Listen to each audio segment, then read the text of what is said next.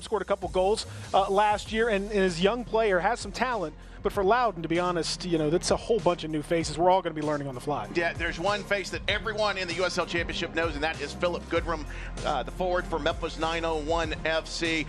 The goals, just pounded them in last year, 22. It was a club record. Several assists. Also picked up yellow cards because he gives as good as he gets, and oftentimes he will cause problems in the attacking third, even when he doesn't have the ball. But oh my goodness, when he has the ball, it's magical. Well, the most fouled player, and the player who has committed the most fouls in the USL last year, in addition to the 22 goals, the 6 assists, all of the goals, by the way, coming from open play. That was a fantastic one to seal things off in the playoff win against Detroit last year. He's just a natural goal scorer, quick of thought, quick of feet, great instincts, and he's going to have to be on point for 901 FC to have a big year. It's a great way to kick off 2023, and Loudoun United takes on Memphis 901 FC. It's USL Championship Soccer coming up next.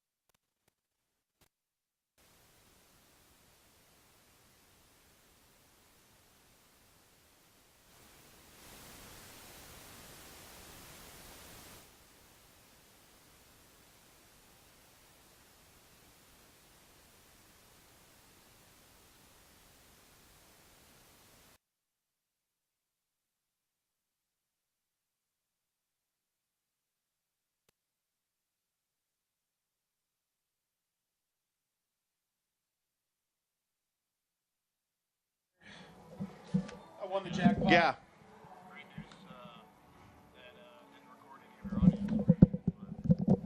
Okay. Do what now? We got to do it live. It did not record the audio. Do it live. And we're coming up in less than 2 minutes. Okay. All right. Nah. There is a bolt that's on the floor. I don't know if that's to my chair. We will deal with that later. Okay. Do they need to hear us? That's the question. I don't know. Not so sure. The key to radio is volume. I didn't know the key to television. Yeah, the key to television is just looking like you're talking. Do it live.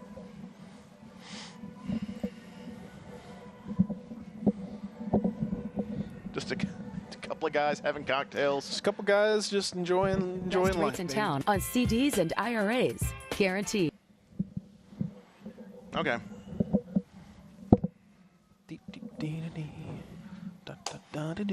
I can't wait to try this wine after the game, though. That'll be good. Mm-hmm. My wife likes a Winking Owl Moscati from Aldi. Oh, nice. How's our positioning here? We're okay. We're going to run just a formation of two across, not the 1-1. And monitor's fine as we go live. Just go off the monitor. Okay.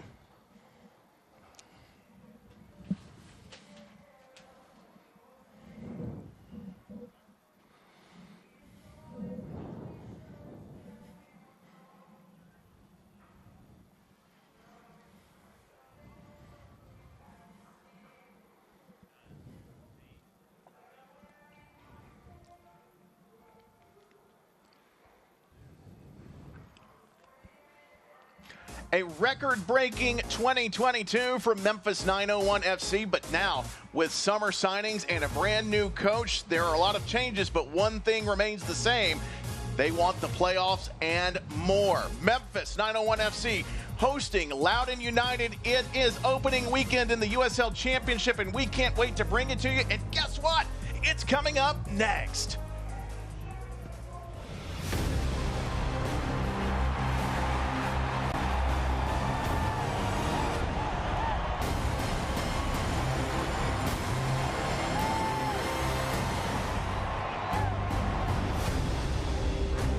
Good afternoon from AutoZone Park in Memphis, Tennessee. It's USL Championship Soccer as Memphis 901 FC hosts Loudoun United with Peter Edmiston. I'm Tim Van Horn. Thank you so much for joining us this afternoon. Yeah, it's afternoon. Well, there's never a bad time for USL Championship Soccer, Peter. No, and this is it's always fun. The first match back, it's like the first day of school. You're getting to know everybody again. And there's a lot of new faces in this year's class. And we'll see if they can do the things that last year's class did, because it was a record-breaking performance and a big-time playoff run. But with a new coach, new faces, some things are going to be a little bit different around here. Yeah, Loudoun United feeds into DC United. Memphis 901 FC, brand new head coach. Ben Pierman moves to Charleston, and now Stephen Glass will take over and try to take them to new heights. But first, let's talk about Loudoun United, player to watch. Yes, indeed. And for Loudoun United, we've chosen the player to watch, Abdul Zane. And honestly, Tim, we've chosen Abdul Zane because there's not that many guys that have returned from Loudoun United. As you mentioned, they feed into DC United. They feed a whole bunch of new players in. They kind of bring a whole bunch through.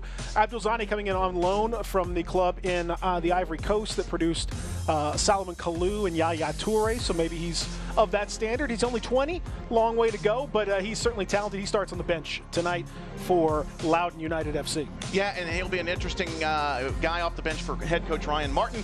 And then for Memphis 901 FC, the offense runs through Philip Goodrum. Bags of goals in 2022, my man. 22 goals to be specific, 6 assists. All those goals, by the way, coming from open play, not a penalty among them. He scored some big ones. And you see there just the movement that he has. He's such an instinctive goal scorer. He's always on that last shoulder, always making those runs. And that's the kind of guy that you have to have at this level. You've got to have somebody that can finish. And, of course, you remember that super fun one at the end of the match against Detroit to seal things in the quarterfinals last year.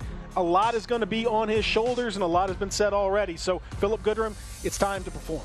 Head coach Stephen Glass knows last year Memphis 901 FC exited in a heartbreaker against Tampa Bay. He wants to take them higher. It all starts today. Memphis 901 FC and Loudoun United coming up next. It's USL Championship Soccer.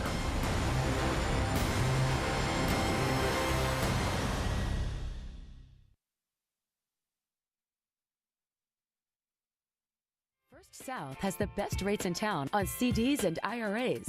Guaranteed. In fact, if your local bank has a better rate, we'll beat it. When you open a CD or IRA with us, you'll also be banking with one of the strongest institutions in the nation. Now is the time to invest in your future. Stop by any of our banking centers or visit firstsouth.com to get started and experience how we're leading the way with strength, stability, and service. First South Financial, banking with friends since 1957.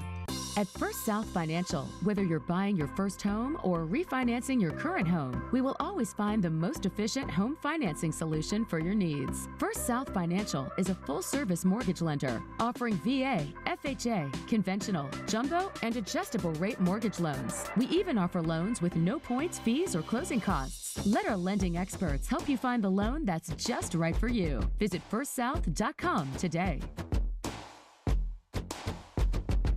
It's time to cash in on your home equity with our great low interest rates. We offer 1.99% APR for the first 6 months. If you're thinking about a major remodeling project, purchasing a new vehicle, funding a dream vacation, or more, a home equity line of credit from First South Financial is a great way to make that happen. Offer ends soon. To find out more, visit firstsouth.com or give us a call at 901-380-7400 today for details. Bad Boy Mowers. Born here, raised here, tested here, and proven here. With advanced engineering and power, a groundbreaking 3-link suspension, and personalized settings built for here, the fields, front lawns, and backyards of America. Bad Boy. Mow with an attitude. Welcome back to AutoZone Park. Leston Paul is out of action today with an injury. It's his birthday, and not since Grizzlies head coach Taylor Jenkins, Jeff Jarrett, and the Honky Tonk Man has so much violence been inflicted by a guitar. Love in the Spring guitar Arena. smash. Love the guitar smash. Always fun, and you love to see Leston Paul out there, but the second best thing is to see him smash that Yeah, guitar. and it's his birthday. I know he'd love to be out there. Here are the players who are out there this evening. The line is brought to you by AutoZone from Memphis 901 FC. I love those kids. Drew Romig in goal. He is the starter here on opening night. You see Smith, Ward, also Rashawn Dolly picked up this week. He is a forward, but Stephen Glass says he can also play fullback quite well, so he'll be in defense. Goodrum, Kelly, Fernando, and of course Malloy, Kisiedu in there as well. And then as we look at Loudoun United's lineup this evening, they are going to be fielding. Faru will be in goal, and then Samaki, Turner, Learman, Santos across the back. Watch out for Williamson, Ryan, and El Medkar. Ryan is their captain. Here's a look at our coaches this evening. We'll have that in just a moment. Memphis 901 FC underway. They'll go right to left, and here we go. 2023 underway at AutoZone Park. First ball will be out for a Loudoun United throw, Peter. It is a little bit chilly, probably chillier than you would expect for this time of year, and very windy as well. The rain has been intermittent, and there may be some rain continuing as the match goes on, so bear that in mind as you watch balls come into the box. There is a little bit of wind that's going to be whipping through there, making it a little bit tougher for those long balls. Tim, I'm going to keep an eye on that midfield combination for 901 FC. How quickly can Bruno Lapa and bring his experience and talent in and really start to mesh with Aaron Malloy? That has the combination with he and them and Kisiedu, a very, very talented group with a little bit of steel in there too. I hope they can do it quickly because they offer an awful lot at this level, a lot of proven talent in that midfield. Memphis 901 FC picks up possession again, and now Rashawn Dolly along the sideline keeps it just so, we think, and that will be out for a Memphis throw-in. But Rashawn Dolly, this is his third stint with Memphis 901 FC. It previously arrived on loan from FC Cincinnati, and then he played with a contract with Memphis 901 FC previously, and this will be yet another stint for him. He's played a total of 35 matches for Memphis, and now there's an unforced error, and that is out. And if you see something different about the pitch tonight, well, there's a very good explanation for that, Peter. There are no baseball markings. No, the pitch was relayed, and it looks good. It was really, they were taking extra precautions prior to this match. It was covered until almost right up until the very last minute it could be uncovered because of all the rain, and wanted to really make sure that this young pitch is taken care of. But it's nice to see, and I know it's an appreciative thing. It's something that took a lot of time and cost, but it's worth it because this is a really nice looking surface now. It's Cole Turner. He'll flick that into the center circle. It's brought down by the captain, Zachary Ryan. Places a through ball down the left side. He does find some help in the middle of the pitch. He finds a couple of red jerseys. However, nice job of cleaning things up by Akeem Ward. I've seen Akeem. He's been around, played in the Carolinas for the USL Championship. That's going to be off of Loudoun United for a goal kick. There's Stephen Glass, Memphis 901 FC head coach, coached at Atlanta United 2, also most recently at Aberdeen. I think most importantly, formerly Newcastle United player. Yes. Which that certainly piques my interest as a longtime fan. I remember watching him as a player these many years ago. It's fun to see him. He has big shoes to fill, though. There's no question about that. The USL Championship Coach of the Year, Ben Pierman, departs, heads to Charleston. So that is an interesting challenge for Stephen Glass, who's got experience at this level and certainly knows how to play. Folks over in Aberdeen, it was a fairly quick stint for him. A lot of folks, though, said they really liked the things that he brought to the table. Just one of those things where timing and opportunity didn't quite work out. But he was well thought of by a big section of folks over there in Aberdeen. There's an offside call against Philip Goodrum. Goodrum, 22 goals, 6 assists, and just a few more than that in yellow cards. Well, he's feisty, man. Yeah. That's the thing with Goodrum. You always know it's hard to miss him on the pitch, even though he's not the biggest guy. He's always in the middle of the action. Will press from up front. Will be the beginning of a lot of great defensive look. And there he is again, harrowing the goalkeeper. That's just something that you would expect from Goodrum. Got to be a little bit careful though, because Loudoun United looking feisty early. There's a through ball headed down. Will Roman get to it? No, he won't. It's a goal. If he's onside, and the flag goes up as Khalil El Medkar puts head to the ball, but it does look like he was a stride or two off. offside goal has been waved off. Let's take another look at this again, Pete. Well, I tell you, on the run. That didn't look offside to me. I'm going to be honest with you. That did not look offside live, and it definitely didn't look offside from the beginning. And you see Ryan Martin, Loudoun United FC head coach, not happy about it, and I think rightly so. Like, to me, we'd have to look at that again, but to me, that looked like a good goal. That was a really nice cross in a teasing little diving header that trickled past Romig. I was just talking about it prior to that cross, Tim, that they're looking lively on the wings, and there you go. It looked like he slipped in behind Akeem Ward on defense. It looked like he was onside when the ball was played, but our call has, over the last 4+ seasons, has counted for 0% of the input, unfortunately. Listen, man, that is the sport. There is no VAR in this league, and so you will not see that overturned. Life goes on, you play on. I would say a very big break for 901 FC early in the 2023 season, and a reminder that though Loudoun United comes in ranked dead last in the power rankings by the USL Championship folks and has not pulled up any trees over the last few years, all these new faces, honestly, you just don't know, and some of these guys looking very lively early on. It's a big diagonal ball that's played in by Loudoun. We'll send it back into the mixer. That one is overcooked.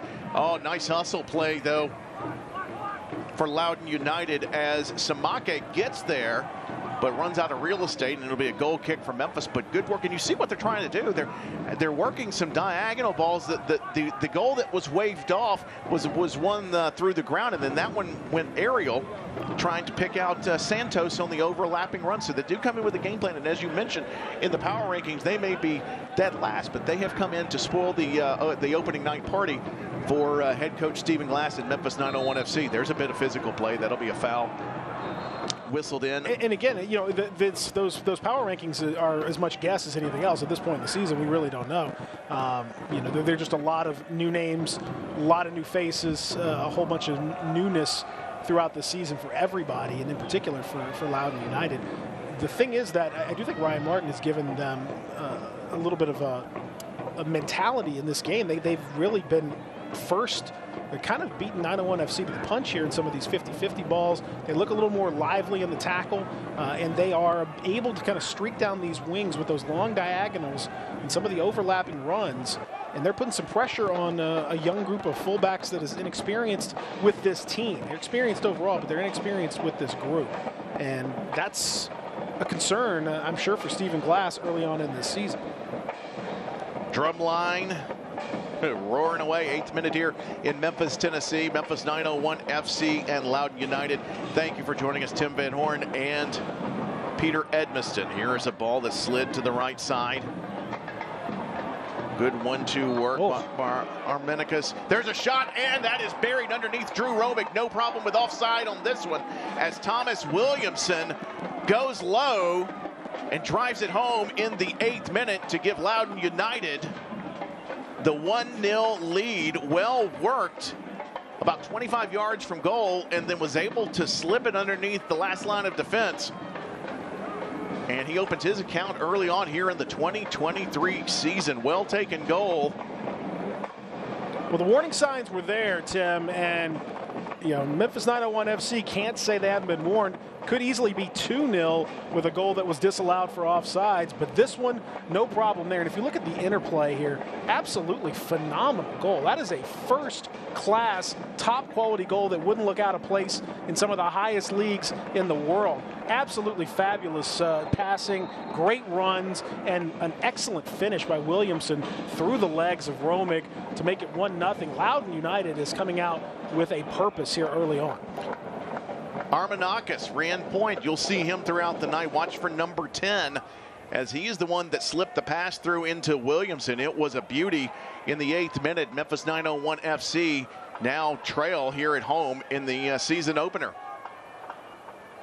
Working near side to Rashawn Dolly. There's Jeremy Kelly. You talk about MVPs for the club. Goodrum with 22 goals, but Malloy and Kelly last year every bit as important. And in talking with head coach Stephen Glass yesterday, you see Graham Smith some familiar faces on the back line, but also some new ones. And he said Graham Smith is more of a leader than he would believe himself to be. And I think that role that Graham Smith played last year, strong, big defender, strong head on the free kicks. He's more valuable than he probably knows, and I think that he'll play a very important role in settling down the back line here in 2023. Well, there's no question, but early on, the pressure is now on, and the gauntlet has been thrown down by Loudoun United. They have started extremely fast in this 2023 season, and to me, that's a nice little dink and up and under from Dolly over there on the far sideline. But to me, Tim, it looks like 901 FC is a little bit slow to get started in this. I don't know whether it's maybe they didn't take Loudoun United quite as seriously because of the record that we've seen in the past, or one of those things. I don't know, but they look a little bit a step slow compared to Loudoun early on in this match. It could be a number of things. Here's Rajon Dolly. He slips one through to Goodrum. He's got some space, but Johnny on the spot. Here comes Hugo Farou to smother the ball. Also, you also, when you come into a match like this, I mean, let's be very candid. We really didn't have a complete picture of the Loudoun United lineup until about an hour before kickoff, and that may be the same for Memphis 901. Sometimes it's you prepare to execute your offense, but sometimes you can't execute everything if you don't know your opponent. Here's a shot deflected, and that's into the back of the net. That's something you can't plan for. A shot off of Graham Smith, and that goes into the net, and just like that, Memphis 901 FC now trailing 2-0. Well, it was a massive deflection, no doubt, but again, 901 FC caught flat-footed, and defensively, they're all over the place to start this matchup in an awfully good position right out of the gate for Zach Ryan. Again, to his credit, he put the ball on goal. We'll see if it's considered an own goal or whether it's going to be given to him. But made a nice little move, got to his left foot, and then put it in the back of the net. And it all came from a turnover in Memphis's own third of the pitch. Some passing that had a lot left to be desired, and then Loudoun quickly in the transition, and Memphis did not respond well to that, and now they trail 2-0. I mean, this is a really, really shocking start from 901 FC. A team of this pedigree against Loudoun, on paper, one of the easier matchups that you're going to see, and they have gotten off to an absolutely awful start. It's now on them to really up their game tremendously, because the last thing you want to do with a team like Loudoun that has not had a great deal of success, has a lot of new faces, you give them some confidence, and you give them a little something to get excited about, and now you're facing an even more tough opponent, and that's what it appears. They're just running and playing really loose out there, and 901 FC looks like a tight team that isn't quite ready for the season. And there's an unforced error. That ball is out for a Loudoun United throw-in.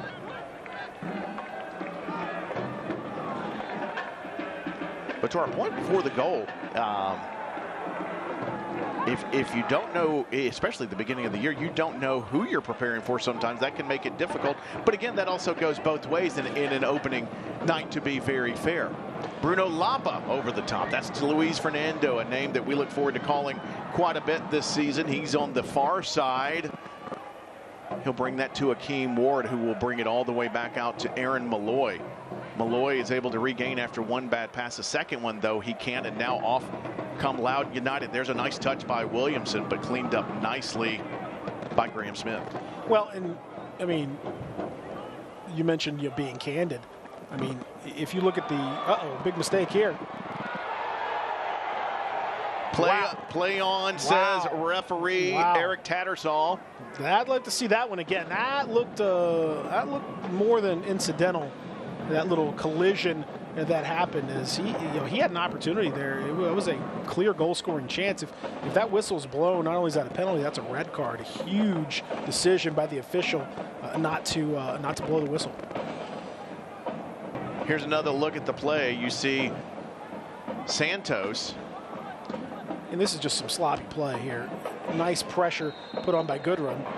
And then Lapa, and I will say that it looked worse in real time. I think that's a good no call. I think more than anything else, I think the key takeaway is Goodrum is still being Goodrum. It was a great hustle play. Came from the blind side. Not enough communication to warn the goalkeeper. But if you watched enough of the World Cup, we also saw that goalkeepers tend to take that second touch, which can be an issue. Here's a nice touch. Drew Romig's having to race down. Romig on the backspin, then has to touch it out. It's a quick throw in by Williamson as he's out of the goal, but he decides to wait for help on the way.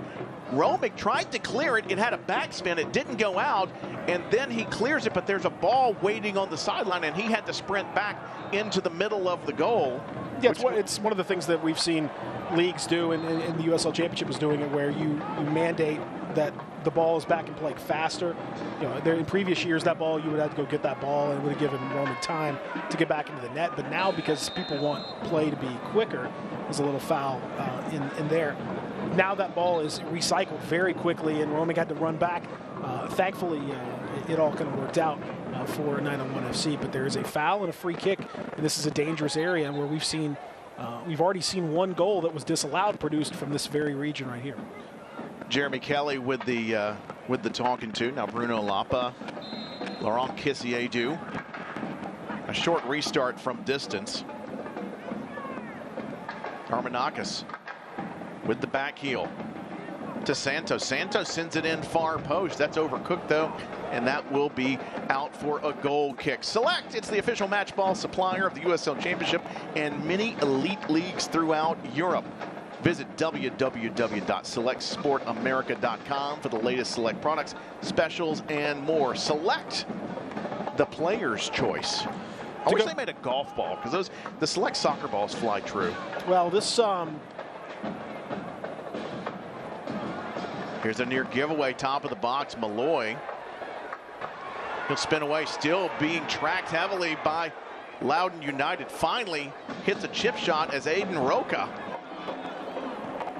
puts enough pressure. They're really causing Memphis 901 FC problems with this press. They don't look like they've expected to see a press like this from Loudoun, and it's causing them issues. But to go back to, I was trying to say, we've had so many incidents that have not been able to do it.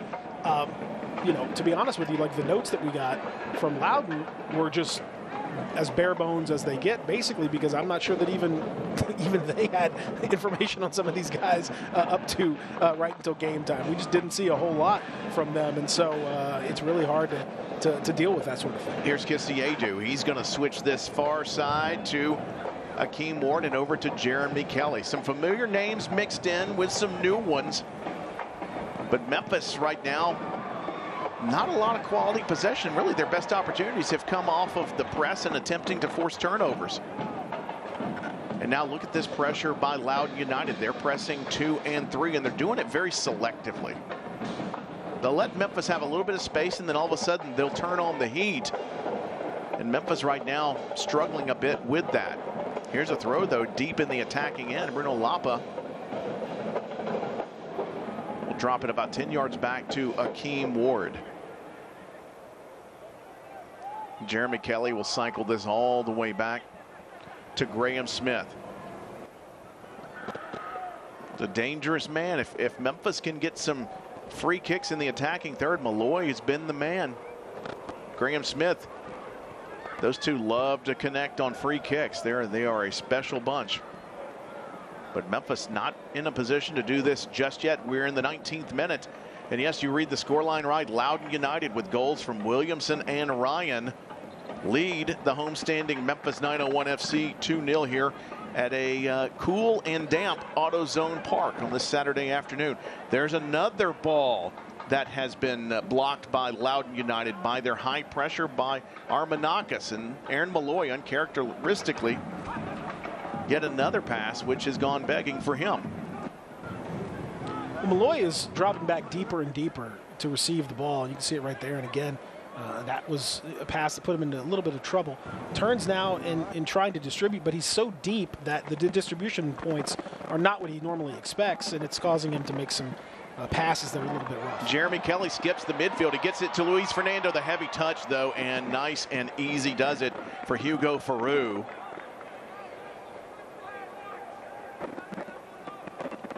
That was a nice ball, and Fernando, as you mentioned, that heavy touch took it way away from him. But you can see that is an outlet that may work for 901 FC. Fernando's not gotten on the ball enough in this game. We really haven't seen he or Goodrum get many touches at all. Rashawn Dolly waits a very nice back pass to Drew Romick. You'll have to route that one up the pitch. He's looking for Fernando. He does get it to him, but only falls as far as a red jersey. Loudoun United with the red, with the white stripe kits this afternoon. Memphis debuting the dark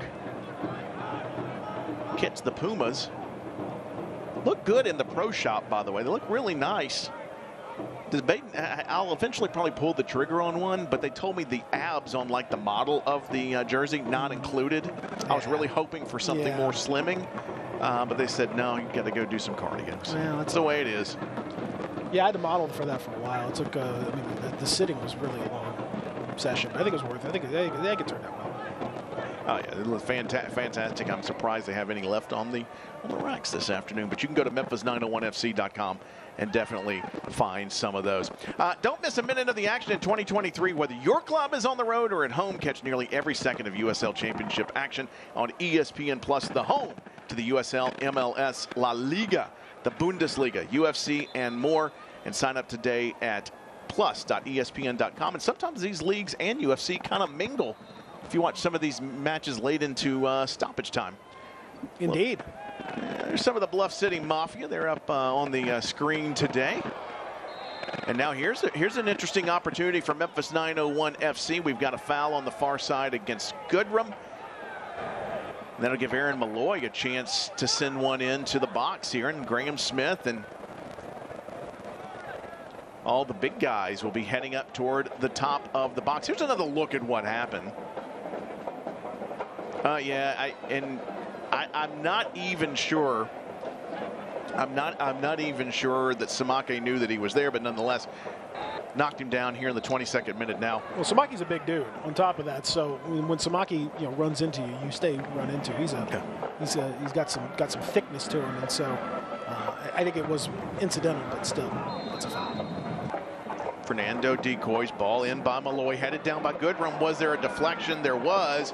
Goodrum wants a handball, but the referee nor the assistant are having any of that, and out come Loudoun United, though. Yeah, I think it's a little bit optimistic from Goodrum on that, more out of hope than anything else.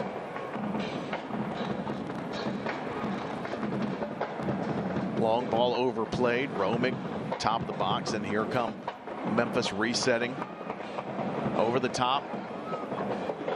Looking, I believe, for Kisiedu. It split the difference between he and Goodrum. Kisiedu does find it. And he's had a couple of seasons with some flashes of brilliance. Could use some today. There's a ball dummied through, but nobody home. And that'll be cleared out for a Memphis throw. Well, in 901 FC needs a spell of possession, move the ball up the pitch a little bit, and then hang on to it. You're seeing that Loudoun is very disruptive in their press, and they're not afraid to snap into a tackle. They don't mind a foul being called here and there. They're trying to send a message about how physical they want to be. 901 FC's not really handled it very well right now in terms of composure and hanging on to the ball. They're going to do better in being able to build up slowly rather than try there's sort of hope for long balls into the channels. I don't think that's the style that's going to work for them in this game. The other thing, Tim, is that Loudoun has no problem firing one all the way down the pitch. Even if it's not a ball that is completed, they're getting it on what they call the counter press. So as soon as 901 FC gets the ball, you're seeing a big press from Loudoun, forcing turnovers, and they get the ball back. It's a consistent strategy, and it's becoming more popular in the game. Bruno Lapa turned over. A nice toe poke by Landry. And now here comes Zach Ryan. He's got a goal on the day. He's got help to the left. He's also got Armanakis to his right. He'll take the overlap, though, by Santos. Setting up and looking for the switch far side against Memphis 901 FC. There's a little bit of pressure by Malloy. Looking for a little bit of help down the wing, but that only finds Drew Romick. Better on the press that time from 901 FC, and better in just physically pushing Loudoun United away from where they wanted to be in that move. And they had a pretty decent look, and 901 FC defensively did a better job. But here's that press again. That's causing some issues. Jeremy Kelly with a hard pass. It was brought down by Malloy. Nowhere to go with it, though. Sliding challenge, nicely done. And here comes Memphis. Lapa looking for Kisiedu, near side. He can take this down the line if he wants it. He's got a good left foot, centering pass. Nicely cleared away, though, and that'll be a Memphis throw deep. But good penetration by Laurent Kisiedu. He can work some magic in and around the box. Here's Jeremy Kelly. He's no stranger to some magical moments for Memphis as well. Now Rashawn Dolly. Keeping possession, Tim, here, this is, I think, what you need to see from 901 FC. Just maintain possession, move Loudoun around a little bit, make them work, get them out of position, then 2 or 3 penetrating passes, and get yourself even a scoring opportunity. There's a ball down the wing. Fernando has some space, keeps it inbounds. He'll go left-footed into the box, looking for Kisiedu. Flying off his line. There he is again, Hugo Farou. 26th minute, Memphis 901 FC trails Loudoun. Goal in the 8th minute and the 11th minute from Williamson and Ryan. And this afternoon, Memphis 901 FC, just a reminder, they are without their hard man and captain, Leston Paul, as well as Reese Buckmaster today. So a bit of an amended lineup here on opening day of 2023. And then Farou, good pressure by Philip Goodrum. That's what he does. These are the little things that he does right. A turnover, and now Memphis applying the pressure. Good job by Lapa. Loudoun wants a red throw. It's going to go back to Memphis. He'll drop it off to Jelani Peters from Trinidad and Tobago. Which one you like better? Trinidad or Tobago? That's like peanut butter and jelly. They're both great together. There's a foul against Loudoun United. I've always been a Tobago guy. Listen, I travel to that region once in a blue moon. I'm not offending either group. I love them both. Peanut butter and jelly. All right, here's the foul coming in, and that, yeah, there it is. Just catching the back of the heel. That is Armanakis. Panos says, no, it could not be me. But yes, it was him. Picked up a yellow card. How could a guy with a butterfly as with a tattoo, you know, on his arm with a butterfly commit a foul? But it happened. It happens. It's 2023. Anything is possible. It's going to be a throw-in for Loudoun United. So far, I think this has worked right into the hands of Ryan Martin, the head coach for Loudoun United. And you know, these two clubs, and I know we'll talk about this as the match goes along, you know, both have their unique challenges. I know Stephen Glass can understand this with Atlanta United too. It's another Memphis throw deep. Of having, you know, your job is to win, but it's also to develop talent for the parent club, and that's what, you know, that's what Ryan Martin does, which is one of the drawbacks is you may not know who you've got week to week. You may have a group of guys, but you have to be ready to have 2 or 3 different types of lineups. Here's Rashawn Dolly. He's harassing Santos. He's able to maintain possession. He gets it over to Giannis Learman. But it is interesting that you have to put a competitive team out and sometimes just not know week to week what you're going to have. Dolly with the deflection, but it's not enough. Here's Armanakis. Is that the outside of the boot with his left foot? I think it is. Headed back down. Here's a drive. And that one by Aiden Aroka, I believe, might have landed in the renovated Tom Lee Park. Because I don't know if the stadium held that one.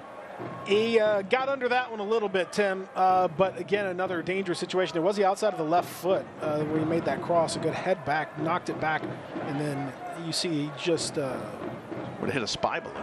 Would not have gone. If you'd stacked 3 goals on top of each other, it still would have been too high. But that being said, another dangerous opportunity, and you know, the interplay that they've worked on these passes, Loudoun United, very impressive. Particularly, you know, starting from that right side, they've given Rashawn Dolly fits, you know, as kind of serving as a makeshift left back, and it certainly seems that they're targeting that side of the pitch with most of their build-up play, and they've had some success getting space, finding crosses, finding opportunities. Ball stayed inbounds. Kisiedu, intricate footwork, looking for Goodrum. Goodrum, a nudge in the back, not enough to off-put Loudoun, though, and then the ball's deflected out for a throw-in. And that's kind of been the theme the last couple of seasons with Memphis 901 FC. If you're going to be on this roster, you better be ready to know not just your position, but be ready to adapt and play another position to be part of the collective. And that worked really well 2 seasons ago. It worked well last year, and it remains to be seen. But hopefully this will be this will be a theme that everybody will embrace, and as the club gets deeper into the season, it will become a part of that hard work ethic that most Stephen Glass teams are known for. Well, they're going to have to work, but they're also going to have to produce that killer ball here and there, because it just hasn't happened right now for 901 FC. We've seen a few more of those in the most dangerous parts of the pitch for Loudoun United. They've had 2 or 3 excellent crosses and some nice interplay between their young players. So far, I think 901 FC's growing into the match a little bit, but so far at least it certainly they look like a team with a new coach, with some new faces, and a kind of a new philosophy. They don't necessarily look like they know each other out there just yet. There's a giveaway by Kisiedu. Loudoun didn't see the through ball right away, so they worked around the back. Here comes Armanakis. Armanakis, a slick move last time. He'll drop this off. Good hustle by Bruno Lapa, but it only goes as far as Landry. Landry is looking for help on the far side. Almost kept it in. Good effort. Good college try by Samaki. But instead of the throw-in, Memphis 901 FC will get the benefit of the goal kick. Hey, Paco Craig leads Miami FC, the Miami FC, into Kentucky to face Josh Winder.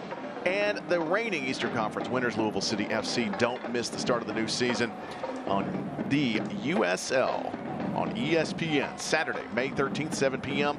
Eastern on ESPN 2.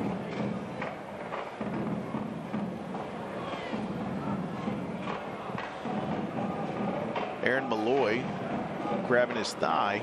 It's back up, though. Here's Akeem Ward for 901 FC to Graham Smith. So this is a new pairing, Graham Smith and Jelani Peters as your center backs. Ward will go over the top looking for Goodrum. Chested down, played inside. Took an extra touch there, I tell you. Confidence by Faroux. He had a couple of dark jerseys there ready to take it away, but played it well into the center circle. Here's Landry. And now swings it back near side to Santos. 33rd minute. Loudoun United, a pair of goals in the first 15 minutes, lead this one 2-0. Opening weekend of USL Championship action.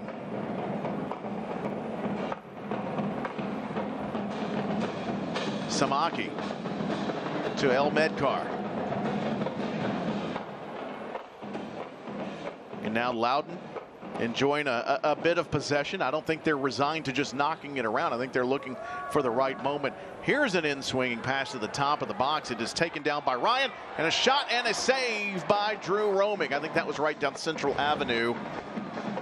Didn't bother him too much, just stayed low and gobbled it up. Loda was left. It was a good save, and he didn't spill the ball either, which is nice. Yeah, another good opportunity, though, carved out from across right into the top of the box. A couple of touches.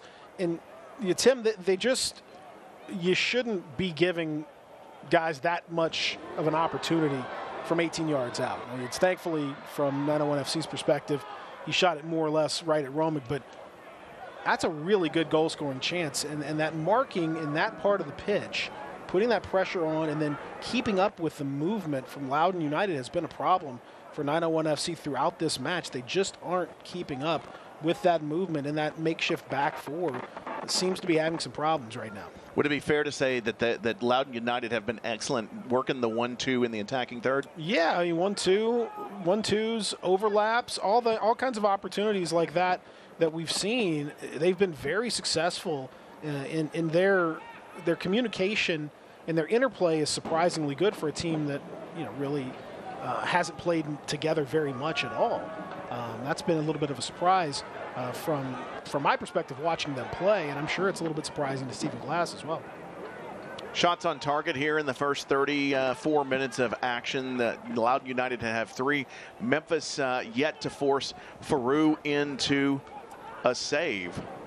Here's a header by Dolly, and that is out for a throw for Loudoun United. And Loudoun adjusting their tactics just a little bit. In the first 20 minutes or so, we saw quite a few diagonal balls.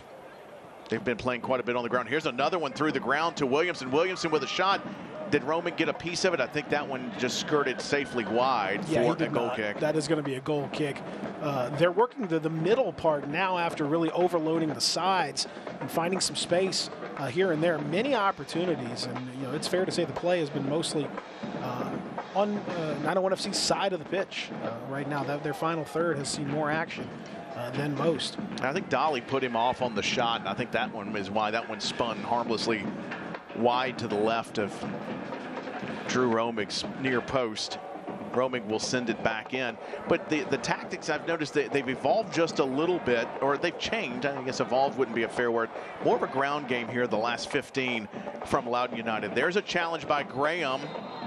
They're going to bring that back to midfield. I don't know about that one. That's a little soft, but it's a break for Loudoun United. I think you're right.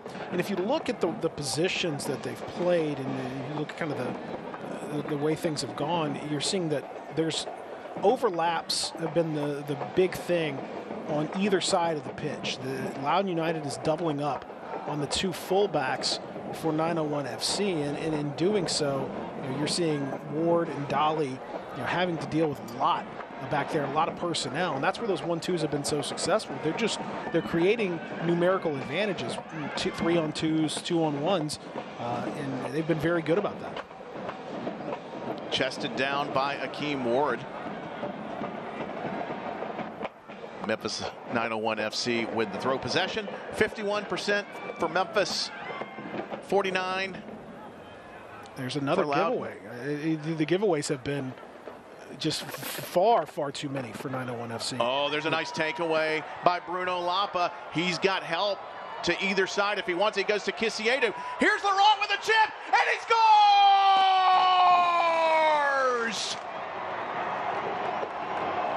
No need to go to the library because I got a textbook goal right in front of me. Memphis 901 FC with a Chick-fil-A Mid-South goal in the 37th minute. Loudoun United 2, Memphis 1. Vastly needed and probably against the run of play, but a tidy finish from Laurent Kisiedu after some great work from Bruno Lapa taking it away, and then a perfectly timed little dink pass over the top. Kisiedu, an excellent finish over Faroux, and it's 2-1. Memphis 901 FC needed that, and Lapa's takeaway was textbook. You mentioned the goal being textbook. The Lapa takeaway was textbook as well, as he came right in and did to Loudoun what they've done to 901 FC for most of this first half. That's the Memphis 901 FC style from last year. Quickly through the ground, find spaces, get your speed onto the ball, and let your skilled finishers do what they do best, and that is finish. It's one thing to shoot, it's another thing to be able to bury it. Kisiedu opens his account and Memphis 901 FC's account in the 37th minute. Loudoun United now over the next 7 to 8 minutes plus the Miller Lite stoppage time. It'll be interesting to see how this could shift the game. I tell you what, we may have to shine his boots after the match, because I think that might have scuffed the toe a little bit by Kisiedu. He had a little bit of a toe ball on that, and it was a beauty right over Faroux. No chance from close distance. Beautifully done by Memphis. No, perfect little toe poke. And now here's Santos down the wing, and Jelani Peters is having none of it. Good sportsmanship, though. That'll be out for a goal kick. We'll see if this provides some momentum heading into the dressing room for Memphis. They had been looking for something to smile about, and a goal. It doesn't get much better than that. But Memphis right back in it here as Drew Romig will line this up for a goal kick. Well, it's a fascinating last 5 minutes plus in this first half, because by and large, Loudoun United has been the better team, and the scoreline reflects that. But 901 FC, I think, retains a huge amount of skill, capability to score, and you saw it there. I mean, it didn't take very long at all. Turnover, a couple passes, a couple dribbles, bing, bang, boom. There you go. You're right back on the score sheet. And here's another opportunity again with a dead ball specialist in Aaron Malloy. So by no means, 901 FC's got this. This is a lot of match left to play. Peters stays back. Graham Smith goes a good bit forward, but not all the way. Actually, he is in the mix down there. I think I see a tall tree down there. Yeah, there's Graham Smith, Kissiedu, Rashawn Dolly, Jelani Peters. Got some height in the Memphis lineup. Let's see if they airmail this in. Cross to the top of the box, and now the referee will call a push in the back. And that'll go right back to Loudoun United.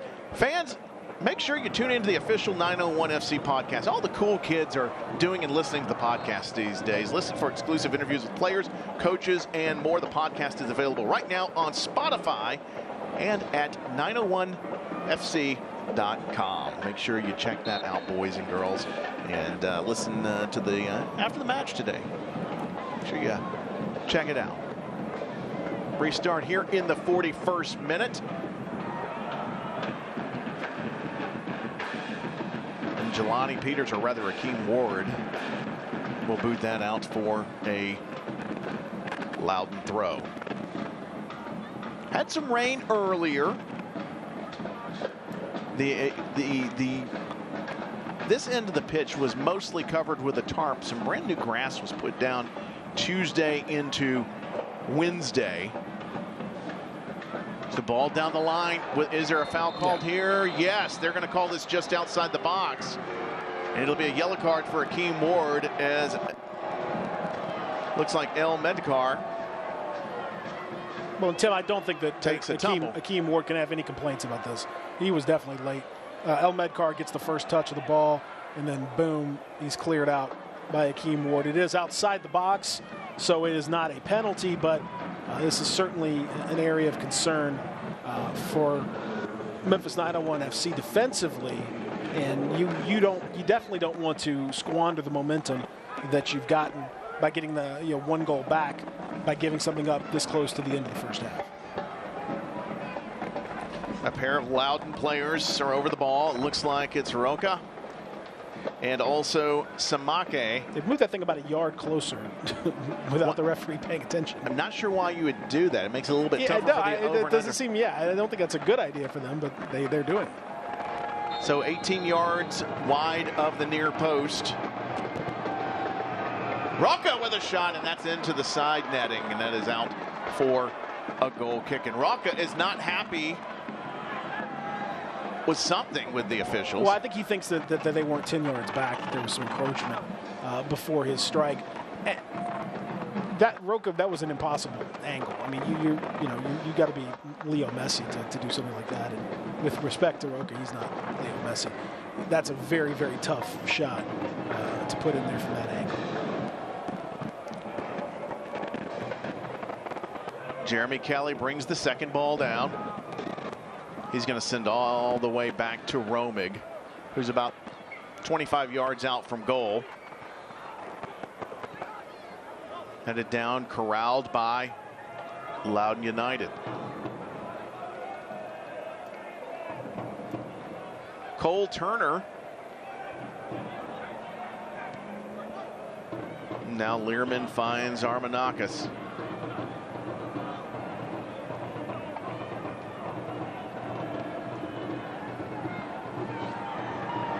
Here comes Malloy across midfield. Looks for Lapa, not weighted too well, as that is easily picked off by Learman. And now here come Loudoun the other way in the final minutes of the first half. There's a toe poke by Jelani Peters, and I think that's going to be just enough to keep Memphis 901 FC out of immediate danger. No, it was a nice bit of defending. It was a really good angled ball that was curling right into the path of the runner. And Peters was able to get a foot to it and get it out of play, to at least alleviate the danger. He's 6'5". I think if he's 6'4", that gets by him. Yeah, it wasn't. It didn't get much on it, but got just enough, which is all you need in that situation. But again, Loudoun starting to put the pressure on late in the half. Here's a ball into the box. Two 901 FC players converging. That's Ward and Graham Smith. As El Medcar earns another corner kick for Loudoun United. That diagonal ball into the channel with the on-running, attacking midfielder has been kind of a problem ball for 901 FC. It led to that foul a few minutes ago from Akeem Ward. It's now led to a corner. One of the goals came from a move starting with that. So, that's something Stephen Glass, when they get into halftime, going to have to take a look at. And actually, this is the first corner kick of the match. There's an outswinger headed on and just over the bar. Blazing over the top here in the 45th minute as Drew Romig may have had it covered, but that had a little mustard on the hot dog, Pete. That was a great corner, perfectly placed. Header just too high, bullet dodged, but you see that ball put right on the spot, which is where you want it. Williamson comes flashing in. That's over the top. And the fourth officials indicated we'll have at least 1 minute of Miller Lite stoppage time here in the first half at AutoZone Park. Here's Williamson again, tries to cut through three players, gets past two, but not the third. Armanakis working the far side. We haven't seen too many touches with him over there, but he has been sideline to sideline for much of the match. Getting a little more time here, taking on Aaron Malloy. Drops it out of trouble here in the final 20 seconds or so here in the first half. Faroux, he'll send it down quickly, see if Loudoun United can get one more chance. Here's a ball headed over, and that's going to be a foul at right around the center circle. That should just about do it for the first half, and it does, as the referee Eric Tattersall blows the whistle for the end of the first half. So we've got 45 in the books, 45 to go at AutoZone Park. It's the start of the Stephen Glass era. Did not start out in a blaze of glory, but with Memphis 901 FC have come roaring back and cut the deficit in half. Two quick goals, Thomas Williamson and Zach Ryan, but then Laurent Kissiedu scores.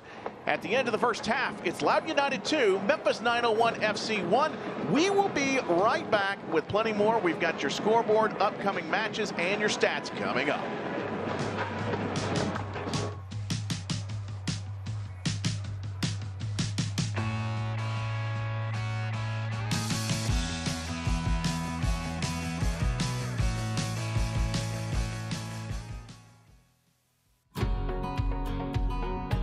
At Junk Luggers, our commitment to donating and recycling is a founding principle. We're a locally owned business striving to keep all reusable items out of landfills by 2025.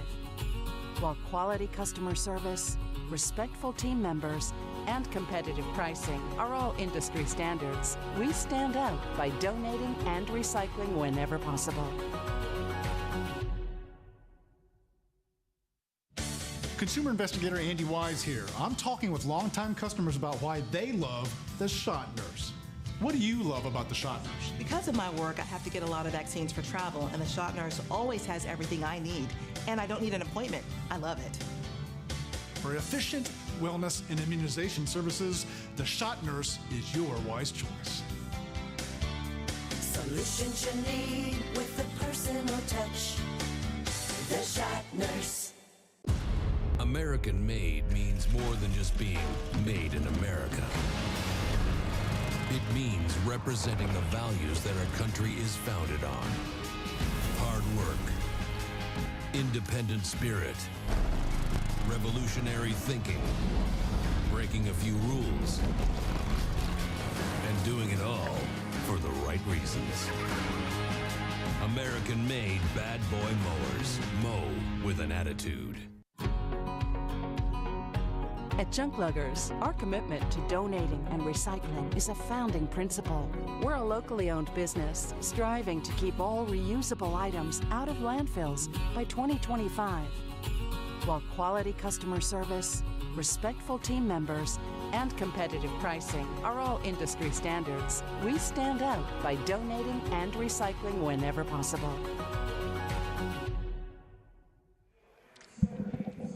And welcome back to AutoZone Park. Yeah, it's a bit of a cool day. Hey, at least the rain has stopped, but it's rained some goals in the first half. 2 first-half goals by Loudoun United in the first 11 minutes, Williamson and Ryan. But then Laurent Kissiedu answers back, and at halftime, we stand. Loudoun United 2, Memphis 1. We'll be back with halftime stats and so much more coming up on USL Championship Soccer. Consumer investigator Andy Wise here. I'm talking with longtime customers about why they love the Shot Nurse. What do you love about the Shot Nurse? Because of my work, I have to get a lot of vaccines for travel, and the Shot Nurse always has everything I need, and I don't need an appointment. I love it. For efficient wellness and immunization services, the Shot Nurse is your wise choice. Solutions you need with the personal touch. The Shot Nurse. At First South Financial, whether you're buying your first home or refinancing your current home, we will always find the most efficient home financing solution for your needs. First South Financial is a full-service mortgage lender offering VA, FHA, conventional, jumbo, and adjustable rate mortgage loans. We even offer loans with no points, fees, or closing costs. Let our lending experts help you find the loan that's just right for you. Visit firstsouth.com today. Bad Boy Mowers. Born here, raised here, tested here, and proven here. With advanced engineering and power, a groundbreaking 3-link suspension, and personalized settings built for here. The fields, front lawns, and backyards of America. Bad Boy. Mow with an attitude. At Junk Luggers, we stand out by donating and recycling whenever possible. We're a locally owned business, striving to keep all reusable items out of landfills. We stand out by donating and recycling whenever possible. Welcome back. It's opening weekend in the USL Championship, and we have a heck of a match going on in Memphis at AutoZone Park as Loudoun United leads Memphis 901 FC by a score of 2-1. I'm Tim Van Horn. Peter Edmiston is joining me here this afternoon, and you can see the condensation on the Select soccer ball, and that is because we had some rain earlier. You also see the brand new turf that was put down Tuesday afternoon here, and it has held up quite well, as has the pace of the game, Peter. Well, the thing is, Tim, is you kind of look around the league at the scoreboard, and we don't have a whole lot going on. The Miami FC and FC Tulsa tied at the half. Other matches will get underway later on this evening for opening day around the USL Championship. This matchup today has been really a shocking start for 901 FC, and not in a good way. Early on, the 2 quick goals by Loudoun in the first 11 minutes, and since then, possession. Memphis had the lion's share, but since the first 15-20 minutes, even when Memphis had domination of possession, Loudoun has had the lead, and now we've seen that they have taken a bit more possession this afternoon as well, 53-47. Shots on target, they've had 3. Memphis has had 1 on target. That was the goal by Kissiedu, and that's the thing with Memphis is the missing opportunities. They're getting outshot right now, 7-2. Memphis is a team that can score goals historically. This afternoon, we saw the glimpse of brilliance from Kissiedu. Memphis fans, I think, want to see a bit more of that in the second half and put more pressure on the goalkeeper, Hugo Farou. Well, and that's what we're going to have to do. Also, defensively, though, got to tighten things up, Tim, because it has been a real challenge, and understandably so. You're replacing some big-time players, some guys that have been really instrumental to the success of the club, sort of a makeshift group back there, and some fullbacks who don't, like Rashawn Dolly in particular, who really is not an orthodox fullback. It's been tough for 901 FC, and there's some work left to be done. There is work to be done. There's no Leston Paul this afternoon for Memphis. He's out with an injury. Also, Reese Bugmaster out with an injury. However, despite the fast start by Loudoun United, Memphis 901 FC has clawed one back. We stand at 2-1 here at halftime. We'll be back with more coming up in just a moment here on USL Championship Soccer. Consumer investigator Andy Wise here. I'm talking with longtime customers about why they love the Shot Nurse. What do you love about the Shot Nurse? Because of my work, I have to get a lot of vaccines for travel, and the Shot Nurse always has everything I need, and I don't need an appointment. I love it. For efficient wellness and immunization services, the Shot Nurse is your wise choice. Solutions you need with the personal touch. The Shot Nurse. At First South Financial, whether you're buying your first home or refinancing your current home, we will always find the most efficient home financing solution for your needs. First South Financial is a full-service mortgage lender offering VA, FHA, conventional, jumbo, and adjustable rate mortgage loans. We even offer loans with no points, fees, or closing costs. Let our lending experts help you find the loan that's just right for you. Visit firstsouth.com today. Bad Boy Mowers. Born here,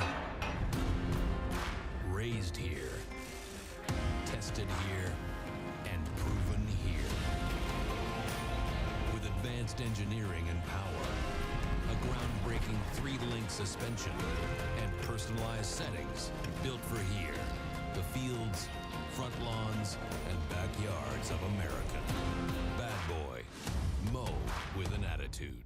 At Junk Luggers, we stand out by donating and recycling whenever possible. We're a locally owned business, striving to keep all reusable items out of landfills. We stand out by donating and recycling whenever possible. Welcome back to AutoZone Park in Memphis, Tennessee with Peter Edmiston. I'm Tim Van Horn. Memphis 901 FC with a goal in the 37th minute by Laurent Kissy-Adu has cut the lead in half. They trail Loudoun United here in the opening weekend by a score of 2-1. Thomas Williamson with a goal in the 6th minute. Zach Ryan with a goal in the 11th minute. Here's how it all played out. There's the first goal by Thomas Williamson, able to slide into the right channel and score the first goal. And then an unforced error, Memphis with the giveaway. And then a beautiful shot by Zach Ryan makes it 2-0. But then Memphis 901 FC, here's another look at that goal. It was off a deflection. Just tough luck from Memphis, and you thought, okay, this is going to be a long afternoon. But then Memphis with some chances.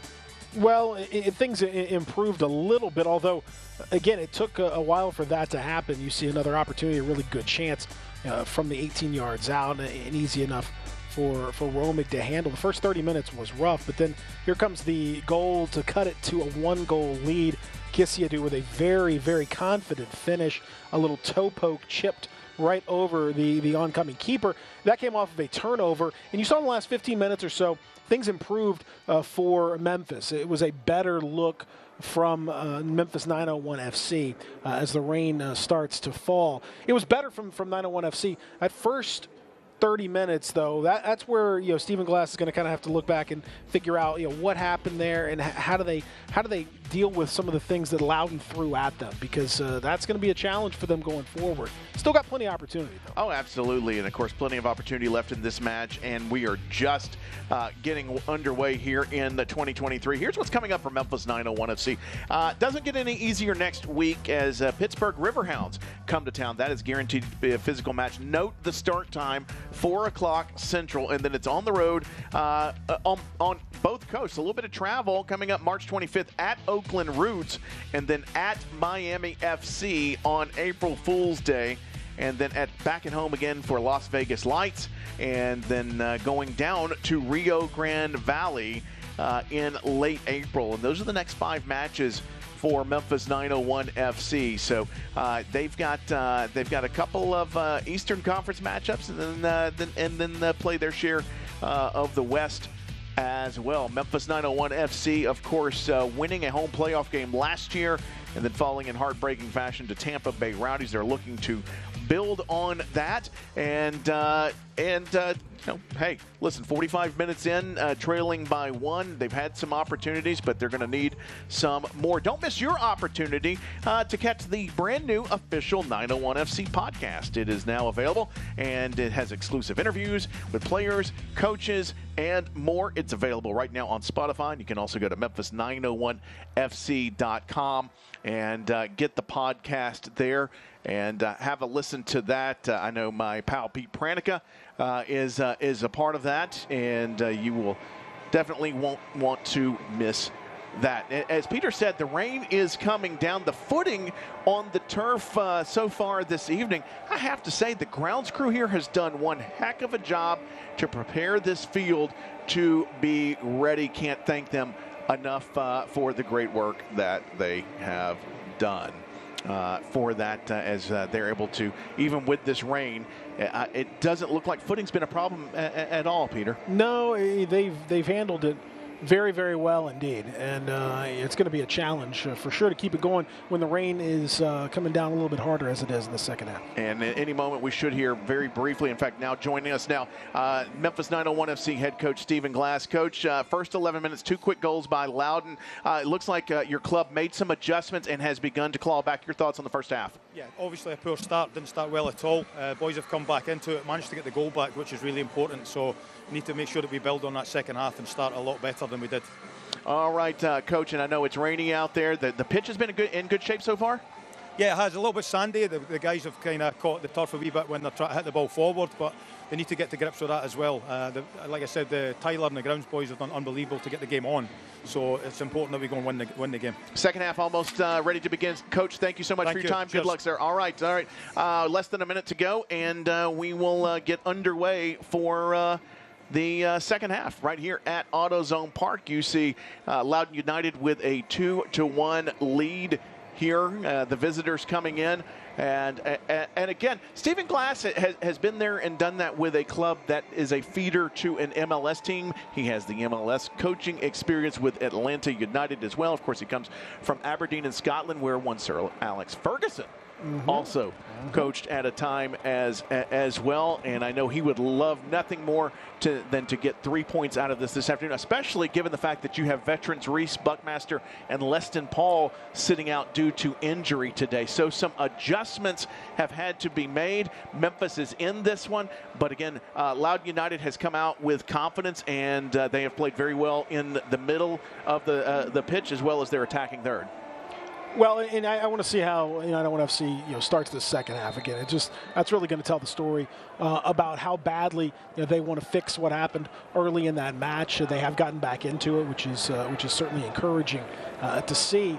And now, will they be able to match the intensity that Loudoun has shown? If they do, they can easily score 2 or 3 goals, get right back in this match, no problem. But they have to match that intensity. So far, so good. Fair challenge by Akeem Ward. Here's Bruno Lapa. He set up the Memphis goal in the first half, and now Graham Smith all the way back to Drew Romig.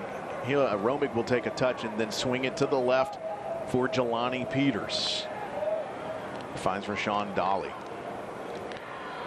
Able to get it through to Goodrum, and then Goodrum is on the 1-point takedown.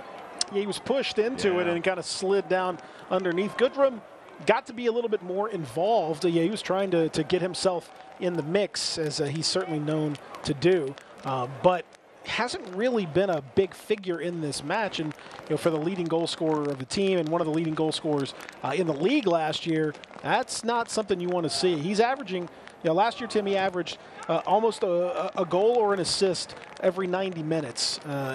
That's the kind of contribution he provided. He's going to have to do it again today.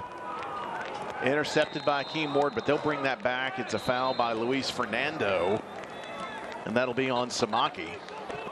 He's slow getting up.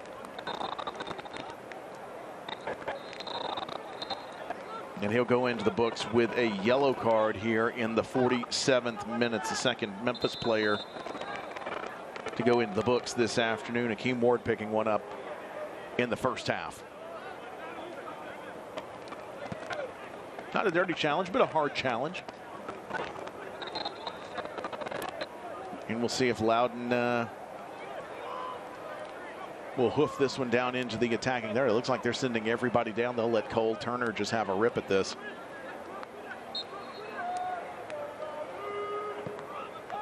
Right-footed drive toward the top of the box. That is headed down. It looks like Williamson got the last touch on that. He did. It's a goal kick. By the way, you see some gravel around the warning track. I spoke with the grounds crew and some of the staff before the match. This is part of a renovation of the pitch here at AutoZone Park as that goes out for a throw.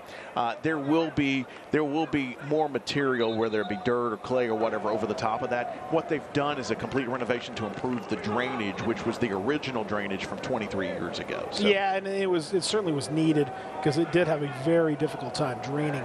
I think it's gonna be nice. It's already. There's a drive, and that's going to go just to the right of the bar. It's already a lot nicer for sure, Tim. And what I'll be interested in the second half, it may be a disadvantage. We'll see. 901 FC playing towards the Bluff City Mafia, and that's a sandier part of the pitch, as Stephen Glass mentioned. Here comes. It's also Goodrum. a part of the pitch that is fairly fresh and new and not really settled in. It hasn't been laid for very long, and so. Is that going to be loose? Is the footing going to be a little bit of a problem down on that side of the field? Maybe so. We shall see. But it's certainly something that they're going to have to think about as a yellow card comes flying out. Malloy slow to get up. He did get back up. This is going to be near midfield. We'll wait and see who that's on. I'm not sure if that was maybe on Ryan or Williamson. We'll wait for the official word, though. It'll be the first yellow card of the afternoon for Loudoun. That was neither. It was actually on Armanakis. He'll go into the books here. Stepped in the 49th minute. Stepped on the foot there. Studs came down. That's a painful one for sure. And a yellow card flies. Malloy looking for Fernando through the channel.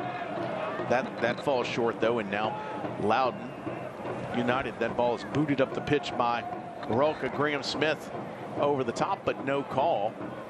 Now we're playing a little bit of soccer tennis here at AutoZone Park. There's a nice turn by Jeremy Kelly. He's got some space. He's got help. Here's Kisiedu back to Kelly, but he plays that right to Learman, who will take that and just drive it up the pitch. Although it's saved by Dolly. It's turned back over, but Memphis gets it again, and then Malloy plays on. Credit to him. He could have stayed down for the foul, but Memphis takes the advantage here. And now Malloy gives it right back to Loudoun, but then he takes it back himself. Malloy, right in the thick of things. He's getting stuck in for Memphis, as he usually does. And now Fernando. And Memphis will take just a brief breather here and try a big switch over to Rashawn Dolly. Dolly has some room. The rangy defender / forward over to Kisiedu. Looks for Bruno Lapa. It's behind him, but he's able to track it, but he has an overlapping run with Akeem Ward. Ward cuts back toward the box, tries to fire it in left-footed. He's blocked there. That's good defending by Loudoun. Now Jeremy Kelly looking to pull the strings here, looking for a little bit of help, but he's going to have to drop that back to Graham Smith. So Memphis showing some ambition here in the 51st minute. They trail 2-1 at AutoZone Park. Now down the wing, it's Kisiedu for Jeremy Kelly. And now Kisiedu out on the wing with Santos. He's going to get some help from Williamson. Kisiedu brings it back in. It is saved by Roca. And then he's going to just whip it downfield. And it's gathered by Malloy. Malloy looking for Fernando. He finds him after the deflection on the pass. Lucky there for Memphis. And Malloy again. There's a low line drive. That's a worm killer, and that's way too easy of a corral for Hugo Farou. Better spell of possession from 901 FC, and it ends in a strike, although again a strike that was pretty toothless. Anytime it bounces twice before it gets to the goalkeeper, not going to be one that you have to worry about. And Tim, I think you saw it in that stretch of possession, and we've seen it throughout the match. 901 FC relied so heavily last year on the great passing and interplay from Aaron Malloy, and he just has seemed off tonight. He's got to get that forward passing. This is a nice opportunity here. There's a great skip pass, and Fernando looking for Goodrum, and that is cleared out and away for a corner kick. It's the first Celtic crossing corner kick, Peter. Indeed it is. And, Malloy played it out wide. Really nice ball there from Akeem Ward up to Luis Fernando. Pretty good bit of defensive play there from Turner. But here's a dangerous opportunity. Malloy with the outswinger. Jelani Peters! Ooh. Up and over for a goal kick. Well, we know Graham Smith has ups. Jelani Peters. He's certainly a big, tall guy like Peters, and he got up. Very athletic run at it. Didn't really get it on the head the way you want to, but you see how high he went. Almost a little too high. He had to kind of squat back down to go get that ball. But he's going to be a threat with his head throughout this season. You can tell that already. And I liked his awareness. He tried to head that down. He just couldn't do that. There's a soft ball that is claimed by Dolly. He's able to work out of trouble. Nicely done by Rashawn Dolly as Romick didn't have enough heat on that. There's an offside call. That'll go against Thomas Williamson. Well, and you've seen so far in the first 8 minutes of this second half, much better control of the match from 901 FC. They are really controlling the way things go. Now, things are not perfect.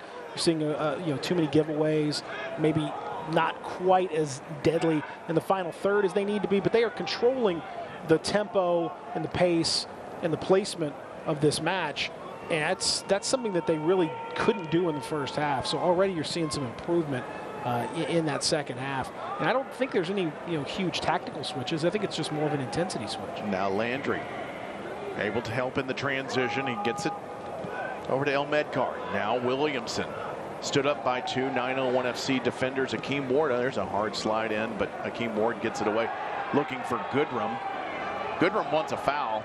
I think that was a little bit of a foul there, but this officials tended to let some things go, so I'm not surprised by that. Samaki looking for the big switch. Dolly will let that ride to his left foot. But see, that's what they do, Tim. You see that big switch, and you might think, well, the ball goes to Dolly, but really they don't mind that. They're counter-pressing off of that. They expect Dolly to turn the ball over. They've been able to produce those turnovers, and they end up getting a better opportunity off of the turnover than they would off that original ball.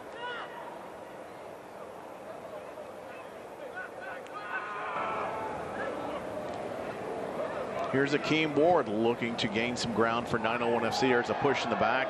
No call, though. Now we finally get it after Lapa goes down.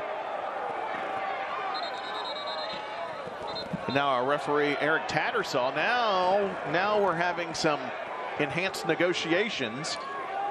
Well, in Tattersall, this is kind of the side of it. When you let some things go and you let it get a little physical, then you run the risk the game gets too chippy. And it's on the edge of that right now. He's going to have to get things back under control. See, that first one, that's a foul. Second one, definitely a shove. Two hands. But he's letting some stuff go, and that's okay, but you just have to understand that that's going to create a little more of a violent atmosphere out there. Fernando and Malloy. Malloy, an in-swinger to the top of the box, headed away by El Medkar, but Jeremy Kelly is there for Memphis. Looking far side, Peters dummies that for Dolly. Dolly drops it off for Kelly. Maintained by Peters. There's a shot by Malloy. It's spilled. Here's Goodrum, near side shot and a block. Is there a foul in the box? A handball, something? We got a handball against Goodrum. Amongst all of that, we figured there would be a whistle amongst something with flying bodies and. Well, and Goodrum's not complaining, and I think that's true. He got bundled over and ends up with that. What a great strike. Malloy really caught that one well. Farrow made a nice save, but Goodrum couldn't quite get his feet settled in, and there now he obviously at that point he handballed. That was easy enough. His first and second touch let him down. Farrow apparently getting an added 10-yard bonus as he plays that from nearly the penalty spot on the restart. Nonetheless, looks like that'll be out for a Memphis throw, but it was a really nice strike from Malloy. The first and second touch by Goodrum let him down, though. If he has a nice easy first touch, he can pick his spot in the goal for a tie, but didn't happen. It drove him to the far side of the goal, and then And then he, once he spills over and grabs the ball, that's going to be called a handball. Select, it's the official match ball supplier of the USL Championship and many elite leagues through Europe. Visit www.selectsportamerica.com for the latest Select products, specials, and more. Select, the player's choice.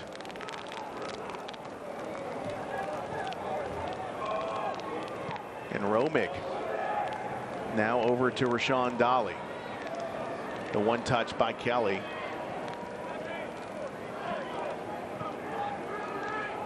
So Loudoun United off the hook. Now here's some pressure by Loudoun United. It's Samake. Samake is looking for El Medkar. Intercepted though. Now can Memphis get a spell of possession here in the 58th minute? They have shown definitely some signs of life, especially since the goal scored by Laurent Kissiedu in the 37th minute. 901 FC's been the better team in the last half hour of the match or so, going back to the first half. But just got to continue to take that dominance that they've started to show in possession and translate that into goal-scoring opportunities. They did that with Malloy a little bit ago. Got to do it again. Here's Kissiedu near the top of the box. Oh, that's good work to hold up by Armanakis. Does not let Kissiedu by. And now Graham Smith works it far side for Fernando.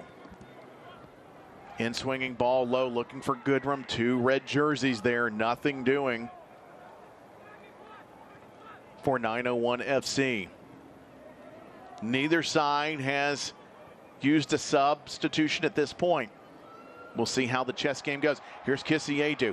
He's looking for Goodrum again. The pass goes begging as Loudoun has him covered.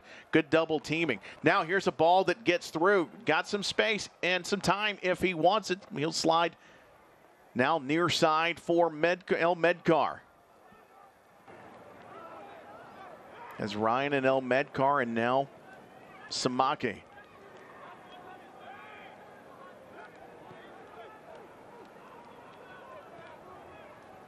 Now all the way back to Faroux.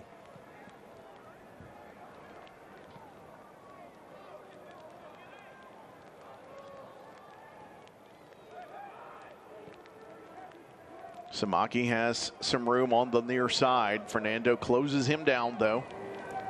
Forces the pass back. Now trying to thread the needle along the line. El Medkar goes far post. That is overbaked. But it does stay in bounds for Armanakis. Armanakis with the drop pass. Now centered back into the box. There's a header won by Graham Smith. Nicely done. No foul called. And Fernando finds Goodrum. He's down to the ground yet again. I will say, that in my first look at that, it looked like Graham Smith may have gotten two hands and kind of pushed Williamson out of the way on that situation. Now that's very clearly same kind of thing, and a foul in the middle of the pitch. But I think he may have been a little luckier than we initially thought with that play in the box. 61st minute, as Peter Edmiston said earlier in the half, things have picked up when it comes to physicality. And here's an interception by Armanakis.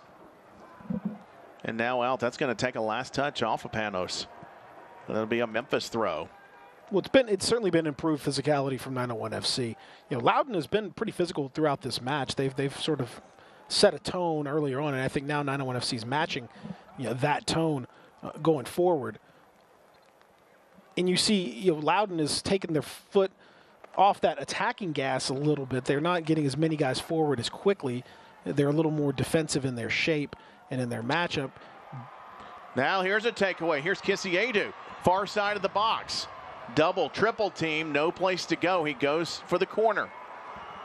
Is he going to be able to dig it out? No, it's going to go out for a Memphis throw. He's got the last touch, and the fans do not agree. And then we got that one on camera. Yep. Well, Kissiedu was grabbed, and then Kissiedu slaps Landry in the chest, and then Landry pretends to get it in the face. Yeah.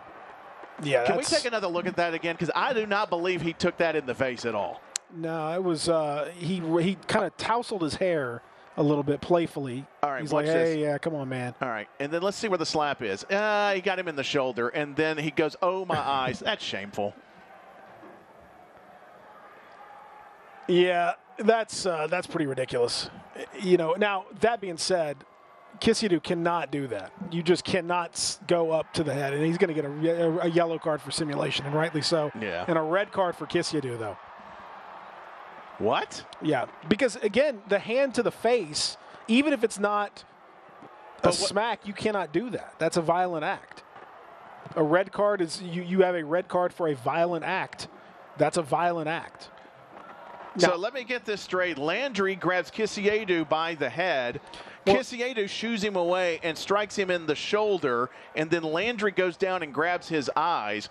And the sum of all the actions is a yellow card to Landry and a red card to Kisiadu here in the 63rd minute. I'll tell you, and it's controversially enough, that I think that's pretty much handled perfectly. Did he get him in the face? Yeah, he got him in the neck, shoulder area. But he didn't get him in the eyes. He didn't get him in the eyes. I don't know what that situation is. Now that is like, you see that from players all the time. He's just playfully kind of whatever. He pops him in the, looks like the collarbone, if anything. The point is though, Tim, the violent act is the problem. You can't, when you raise your hand into a guy's facial area like that in retaliation, you open yourself up to a red card. You just do. That's how it is. Whether you make contact or not, guys have been sent off for attempting to punch. That's how it goes. And that's just, from a player of his experience, you cannot let yourself get played like that. And he got played. Bluff City Mafia chiming in, probably not going to give a 5-star review of that call on Yelp. And I get that. That's frustrating. And I mean, it's very, very frustrating because he didn't make contact, certainly not to the degree that Landry played it out to be. Now it's a foot race between Akeem Ward and El Medkar. He definitely didn't make contact like that. And so Landry, I think, is right to be yellow carded for simulation. That's a simulation. That's a yellow card. But a violent act is a red card. And that's what that was. When you reach out like that, this is offside. When you reach out like that, you open yourself up to that interpretation by the official, and that's the interpretation that he made. So you're saying grabbing an opponent's okay, it's just swinging back and shooing them away is not okay? When you tousle somebody's hair like that, that's clearly not a violent act. That's a frustrating act or whatever, but there's no violence in that. When you go wham back, that's a violent act. That's a different thing. You know, and you see these are things that are up to the laws of the game. Give some interpretation leeway for the officials in this, so a different official may have seen that differently, but to me, I understand the mindset of that. I don't. If I'm Stephen Glass, I'm probably frustrated with the official because this goes back to what I was talking about a few minutes ago. When you let the thing go like this, and he's let some physicality happen, you open yourself up to a more violent match. Well, here you go. But by the same token, Kisiadu's been around for a while, man. So out goes Armanakis on substitution, the first substitution of the match. Abdul Zane, our player to watch before the match. Now Let's watch him. He is in. Memphis 901 FC now playing with 10 men. Here's Luis Fernando at the top of the box looking for Goodrum. He's got Goodrum. Shot knocked down by Farouk. Nice save from point-blank range. Memphis maintains possession, but now scrambling back to get back into an onside position. Wow, out of nothing, Memphis with an opportunity. A great job springing Goodrum loose. I mean, just because they're a man down, they're still very much in this match, Tim. They're going to create a few opportunities here. There's no question about that. Here's Bruno Lapa looking for Goodrum. It is knocked down, though, and controlled by Landry. Because I don't think that Loudoun is in a position, you know, they're pretty satisfied right now at 2-1, and I don't think they're going to press any harder. I think they've been kind of going back into a defensive shell anyway.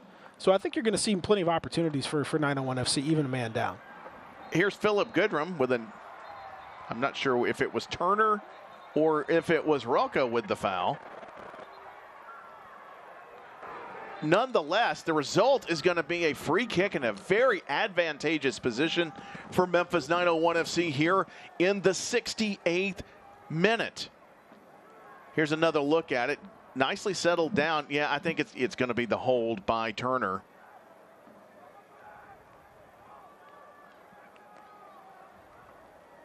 And so far, head coach Stephen Glass has not pulled any strings for Memphis 901 FC in regards to what is available on the bench. There are some opportunities. Well, and, you know, again, you see them starting to work their way back into this match, but the referee's starting to lose control of the match, too. And he's now got to be careful this last 20 minutes doesn't turn into a foul fest.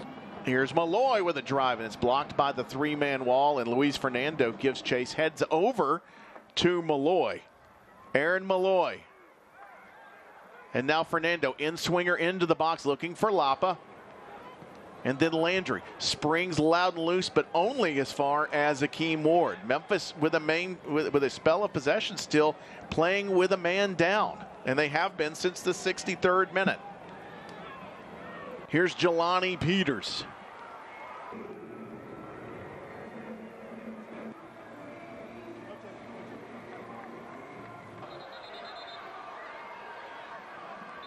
And now Luis Fernando.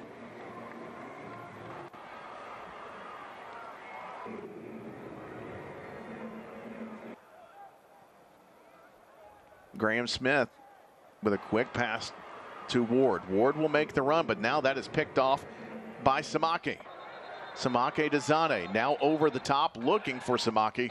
That's going to be out for a Memphis throw.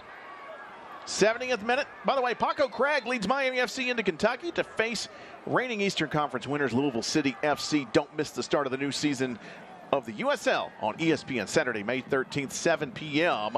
on ESPN2. Thomas Williamson, he had a goal in the 9th minute. Now here's a ball. Push through. Memphis 901 FC snuffs it out. Fernando giving chase in the midfield. That's going to be offside against Philip Goodrum, though. We'll have a restart for Loudoun United. Opening weekend here at AutoZone Park. Stephen Glass, brand new head coach for Memphis 901 FC. I tell you, Tim, I think this may be a game where Lucas Turchi could potentially have a real impact off the bench with his size up front. I think they need somebody to kind of be the focal point, especially when you're a man down. And, you know, in a physical match like this, I'd just kind of be interested to see how he would lead the line. You know, maybe in place of like Luis Fernando and go to a more central approach rather than what we've seen so far. I got to be thinking Stephen Glass is considering that. There's a sliding challenge, and Graham Smith is going to go into the books now. Yeah, it was a really bad back pass to Graham Smith. Put him in no man's land. Absolutely, he didn't have much option there other than to foul because he was second to it. And, you know, that was some really nice work from El Medcar to get there first. Put him in a really bad spot.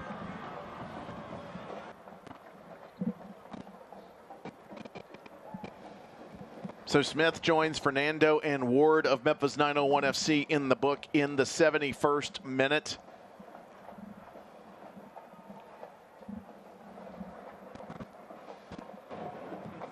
This is about 35 yards out from goal, so this could be short. This could be airmail. They're going to go short this time to Zane. Now Samake, who's been very busy along the left flank, the back end to Zane, and that's through a channel looking for what he thought was going to be Williamson. Williamson's like, what are you doing? Yeah, and not on the same page. And you know, Loudoun has lost the verve of their attack that we saw earlier in this match. I mean, 901 FC certainly more in control of the match than they've been at any point. Even a man down, they're still in more control of this match. But converting that control into good opportunities and goal-scoring chances has been the challenge. Here's Ward. He finds Goodrum, but only as far as Zane, and they'll play it all the way back to Farouk. Remember last year opening weekend, Memphis ended up playing with 10 men as Graham Smith was sent off for a couple of yellows against, I believe that was Pittsburgh Riverhounds that night. We saw some last year we saw some very strange games. Here's Malloy. Oh, looking for Lapa and for Goodrum. Did they get in each other's way? I think that might have been a... Well, I think it was deflected there. But I remember the matchup with the Charleston Battery last year where Battery had 3 players and 2 coaches sent off, which has got to be close to a record. It ended up 11-8, I think. We've seen some interesting evenings, that's for sure. It looks like we're going to have another substitution for Loudoun United, and this will make way for Jeremy Gary. He's going to come in, and that will be the last of Thomas Williamson. He ends up with a goal tonight. That was in the 8th minute. Yeah, I thought Williamson was really good for them to start. Kind of faded a little bit as the game went on, but certainly carried a big threat. Big player, pretty good feet as well, and a tidy finish to score that first goal. Now here comes Drew Romig as Graham Smith says, come get this. Now we're getting into that part of the match where Memphis, the more they have to end up chasing, the harder this will be. Well, here's a ball over the top. That's going to be out for a Loudoun throw because now a man down. They're going to have to start taking some chances, and with that, they're going to have to cover more ground. So we'll see more possession and some more gamesmanship from Loudoun to try to see this out and swipe 3 on the road to start the 2023 season. And in the first half, I mean, let's say they came out gangbusters. Here's Gary down the sideline. He's bumped by Peters. That's shoulder to shoulder, though. No issue, and that'll be Memphis's ball.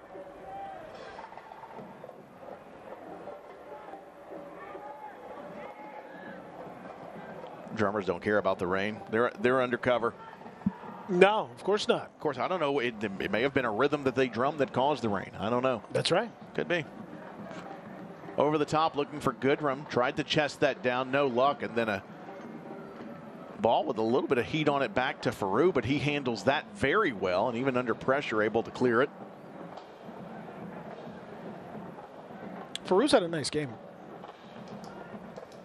Oh, there's a nicely chipped ball over to Zane. He's got Graham Smith standing him up, though. There's a drive off of Graham Smith, and that'll be out for a throw-in. No rush here by Loudoun United. I don't think we're going to see the haste. No, it's a very, very labored walk over to get the ball. A very light jog, to say the least, from Samaki as he's. Oh, it's our ball? The difference is rather stark. Listen, I'll call it honestly. If the tables were turned, any other team would do that as well. Well, it's part of the gamesmanship. It is interesting though that Loudoun does, Loudoun United with a man advantage is still in the mindset that they are happy to just kind of shut up the shop for the most part here, with a 1-goal lead and kind of controlling things, not really pushing for that third goal. I personally am not a fan of that, Tim. If I were, that to me, you're inviting misfortune. If you're just trying to kind of hold on with just grip with both hands to that goal lead. Here comes Loudoun United. Good spell inside Memphis's half of the pitch.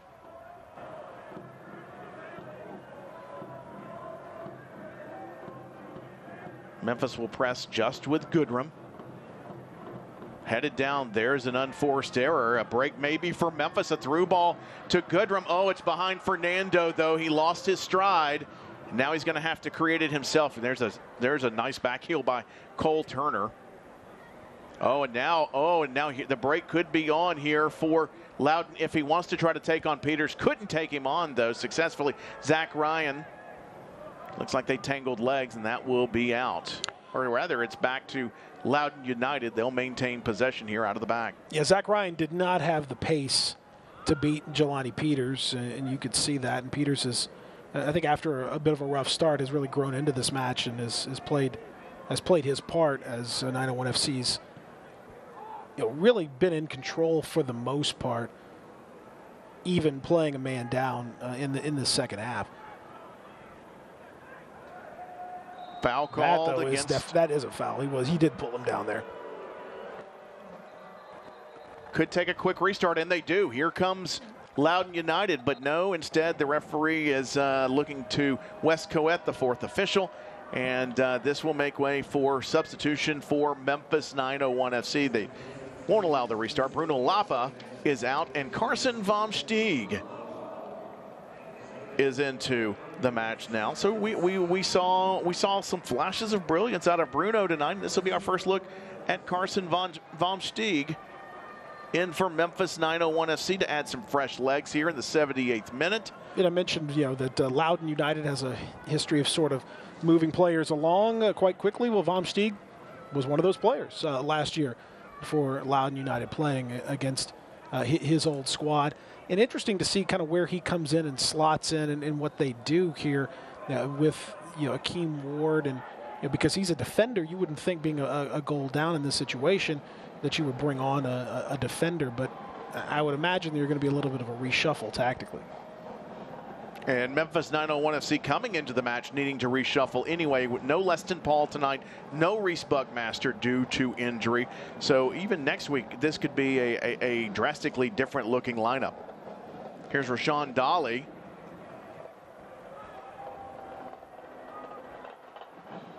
Because depending on how they line up next week, we could see Akeem Ward on the other side of the pitch and have Buckmaster on the right side. We'll find out next week. One thing we do know is we won't have Laurent Kissiedu, as he will have a one-match ban after receiving the red card tonight. Yeah, and that's again where it just becomes really, really unfortunate, the process and the decision-making process to raise your hand like that. No matter what happened, at that point you open yourself up to potential problem. Oh, there's a 1-2, and it's Akeem Ward. Ward going through one, going through two, and the race is on. And there is, once again, Hugo Faru with another good read.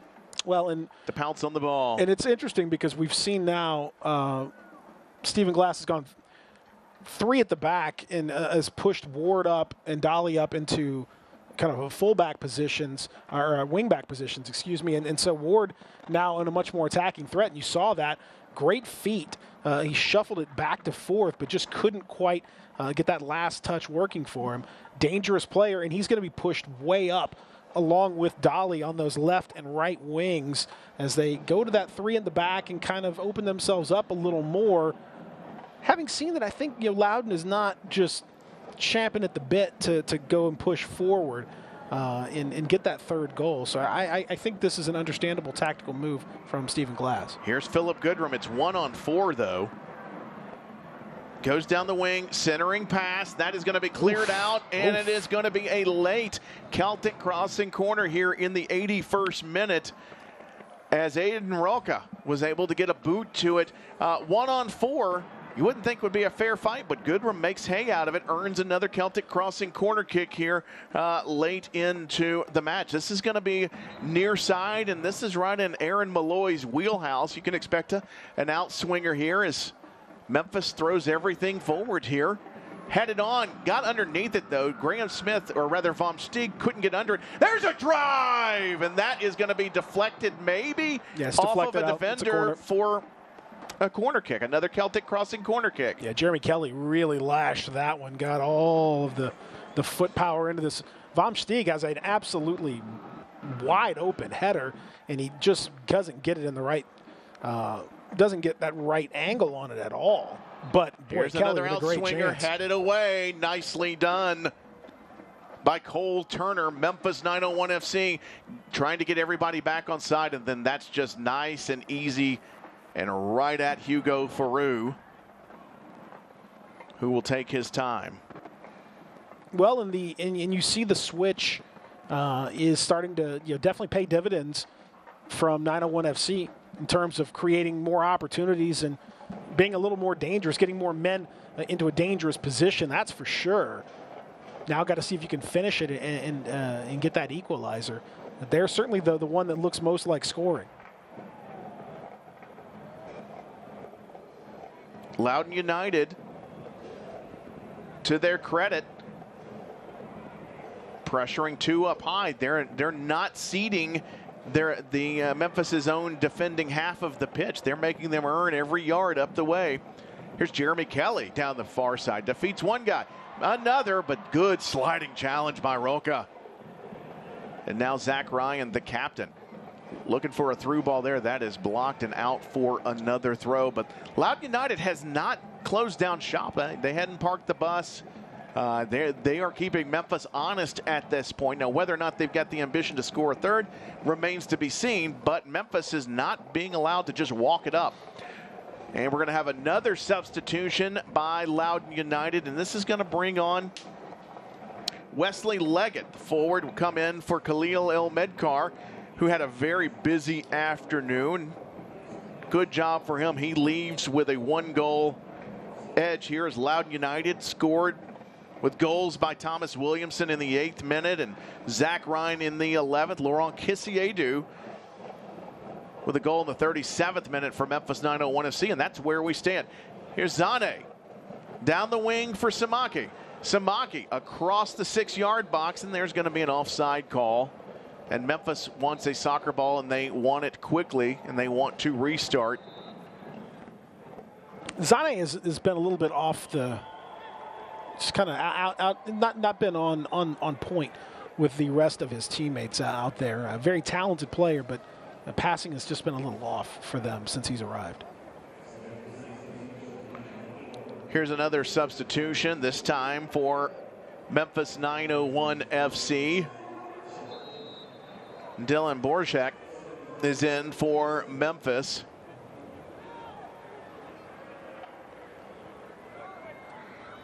Headed out and away. That'll be for a Memphis throw. Dylan with the club last year came in about 2/3 to 3/4 of the way in. Provides a lot of energy and some versatility.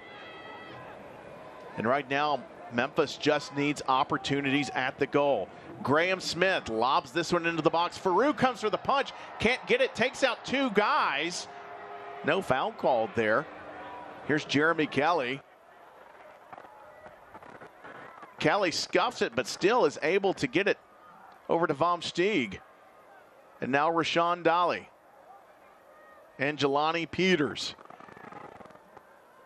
Malloy nicely chested down by Akeem Ward. He's double teamed on the wing, but he's got an overlap with Graham Smith and Ford Borchak. He's taken down outside the box, and the assistant calls the foul. And now this gets really interesting, Peter Edmiston, because you've got Aaron Malloy and Luis Fernando, who usually pair up for the free kicks. And it's been Malloy that has taken it every single time. Let's see how they'll line up for this one. But no doubt Dylan was clobbered and taken down from behind here.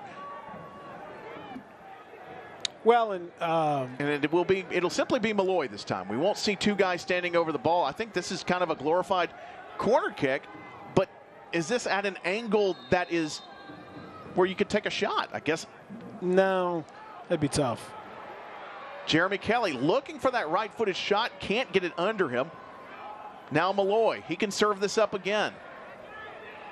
He'll go left-footed, in-swinger into the box, but that's into a sea of red. Now Kelly back into the box. He's looking for Borchak. It gets to Goodrum. Goodrum down, and that ping-pongs around 1, 2, 3 Loudoun United players and Farouk with the easy scoop. Well, and that was a dangerous ball, kind of almost an accidentally dangerous ball as Kelly lofts it in sort of hopefully, and it ended up kind of in no man's land. Samaki came in.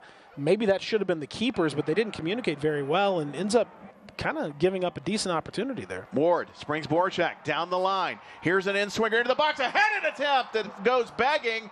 That might have gone off the top of the head of Philip Goodrum. Nonetheless, it continued to sail on toward the far side of the pitch. A gilt edge opportunity from Memphis 901 FC. Even a man down, Stephen Glass's team certainly has not given up. Well, and that's a really tough diving header, but Goodrum, with his quality, you'd expect him to get a little more on it than that. And I want to add to this, too. Rashawn Dolly was crashing the back post, exactly what he should have been doing. Memphis doing the right things, the finished product. Here it is again.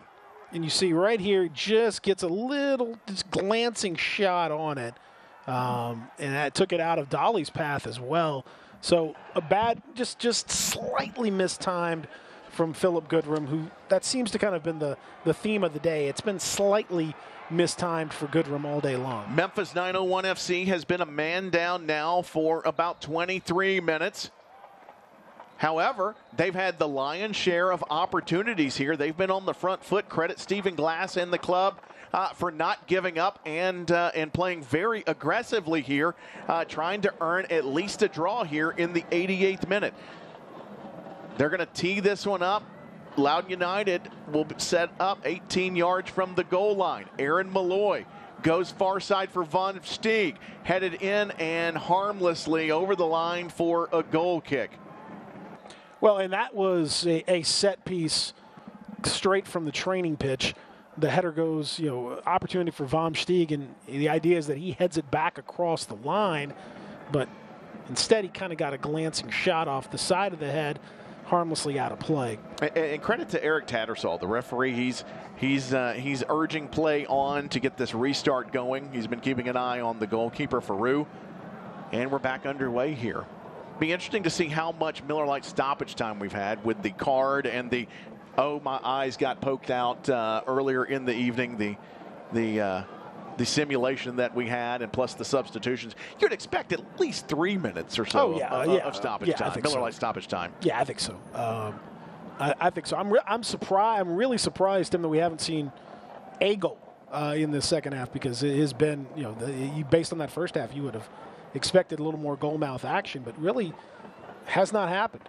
Here's Goodrum looking for Akeem Ward, walking a tightrope down the line. Could only go so far, though, and now given back up in Zane. And then Goodrum's like, oh, man, almost stole that. That'll be a throw to Loudoun United here in the 90th minute. Still a little bit of light rain coming down in Memphis. 52-48 possession for Memphis 901 FC. And as we look at the shots, Memphis has the edge, 13-8. Shots on target, 4-3. But everything is as it stands ever since that 37th minute goal by Laurent Kissiedu. Well, and again, a lot of this goes down to, there's a crossing accuracy stat we've seen, and Loudoun's only crossed the ball 7 times, but they're 4 of 7 on their crosses, and I don't want to see 4 of 15. And their passing accuracy has dropped 60% in their opponent's half. Loudoun is close to 70%. Again, those finer little points of just that final ball, that last little bit has not been there for 901 FC tonight consistently. Here's a diagonal ball as we are underway. The referee has indicated that there will be a minimum of 5 minutes of Miller Lite stoppage time. And your point on crosses, perhaps the accuracy maybe has not been in the favor of Memphis, but it does send a signal that they've had the opportunities. Certainly. And they've been aggressive. It will tell a story, come tomorrow morning in the film room, that they have had some space to create some opportunities. I think Stephen Glass may like that particular number. I think he'd prefer to see a larger number than a 1 next to MEM on the scoreboard. There is still plenty of time for that to happen, though. There's about 4.5 minutes left in stoppage time, and now we've got a foul right at the edge of the center circle, and this is Aaron Malloy territory here. This is where he earns a good part of his paycheck on restarts. He goes in and keeps it on the ground to Kelly. Kelly goes into the box, looking for Borchek. A save by Faroux near post. Shuts it down. Memphis maintains it. Header, and that is going to go up and over for a corner kick. And Memphis get the ratchet. The screws are turning. This ain't over yet, folks. A Celtic crossing corner kick. And here comes Aaron Malloy. In swinging ball, up and over, and that's going to be a goal kick. But Memphis, Some great opportunities, and that driving ball, Malloy to Kelly, and then Kelly just sizzles one. You see it's a beautiful ball, and Borchak gets an awful lot on that header. Nice save from Farreau, and then another opportunity came off of that as Ward digs out across, and just a little bit of a deflection off Vom Steeg's headed attempt. And Vom Steeg's been in the midst of all the action since arrival, but he just cannot quite get enough on that header to put it on target. And then he was the target again for the subsequent corner and couldn't get that on target either, unfortunately. But knocking on the door late in this ball game for the equalizer. Time, the best friend of Loudoun United. No rush here for the throw-in. Into the 93rd minute. Memphis 901 FC looking for a tying goal. Nearly had it. Point blank stop, a couple of them tonight by Farreau. He's been excellent in goal for Loudoun. Here's a turnover. Now Rashawn Dolly with the pass ahead to Goodrum. Back to Dolly, taken down. It's a foot race. Borchak trying to get there in time, cannot, and now it's forced away. And I think we're going to have a foul called back at the original point, and this will go for 901 FC. I think good officiating there, because allowing 901 FC the advantage and then calling it back when that advantage had gone away. Aaron Malloy swings the right-footed cannon. Ball up high, taken down by Graham Smith. He does salvage the possession for Memphis. 94th minute. Now to the left side. Here's Borchak into the mixer. That is knocked out by one, if not two, red jerseys. And here comes Wesley Leggett, able to break the initial pressure. Now a ball through to Zane. Can he save it? He does. He's got time. Will he make a run to goal, or will he slow it down? He goes into the box. Back post, one-timer shot, and a goal. No chance for Drew Romig as Zach Ryan completes his brace on the night here in the 94th minute. That's a good counterattack by Loudoun United as we see the substitute, Zane. He's got time. Oftentimes you see analysis paralysis. He knows exactly what he's going to do. Here comes Ryan screaming in. There's no 901 FC jersey within 5 yards, and buries it past Romig, who has no chance. Credit to him for getting a palm on it, but that's going to be it for Loudoun United tonight. They'll claim the points on the road here in the 95th minute as they lead by a score of 3-1. Well, and that's what happens, you know, when you have to throw everyone forward, a man down looking for an equalizer. You open yourself up for the sucker punch, and, you know, Loudoun United, couple of passes, and then a really good seeking ball that really was a dangerous position. Found Zane. That was that. Difficult position. And again, 901 FC, unfortunately, Tim, they have no one else to blame but themselves for being in that position. I think Stephen Glass made an understandable tactical move, you know, going to three at the back, pushing the wing backs way up high, pushing as many men forward as he could, but he's down a man and down a goal. And when those situations happen, you know, you saw right before that 2 or 3 opportunities that 901 FC just couldn't quite finish in that situation. You open yourself up for a counterattack, and unfortunately, that's what happened. And credit to Memphis. It took 30 minutes for Loudoun United to crack the code of having a man advantage, and they did it on a counterattack. And again, with Memphis, not the result that you want on opening night, but there's going to be some positive takeaways. I think the fight, the battle, I think the trademark Memphis 901 FC spirit is there, but tonight the 3 points are not there as Loudoun United take them all. After 2 goals in the first 11 minutes, they tack on a third in Miller Lite stoppage time in the second half, but not before Laurent Kissiedu scores one late in the first half. And your final score in Memphis is Loudoun United 3, Memphis 901 FC 1. Coming up, we'll come back. We'll wrap things up here from AutoZone Park in Memphis. You're watching USL Championship Soccer.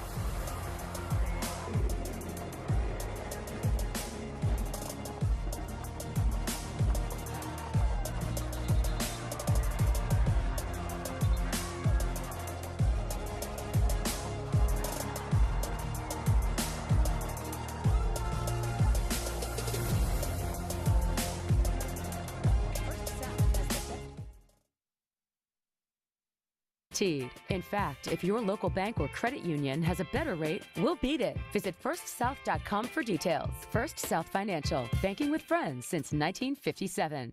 It's time to cash in on your home equity with our great low interest rates. We offer 1.99% APR for the first 6 months. If you're thinking about a major remodeling project, purchasing a new vehicle, funding a dream vacation, or more, a home equity line of credit from First South Financial is a great way to make that happen. Offer ends soon.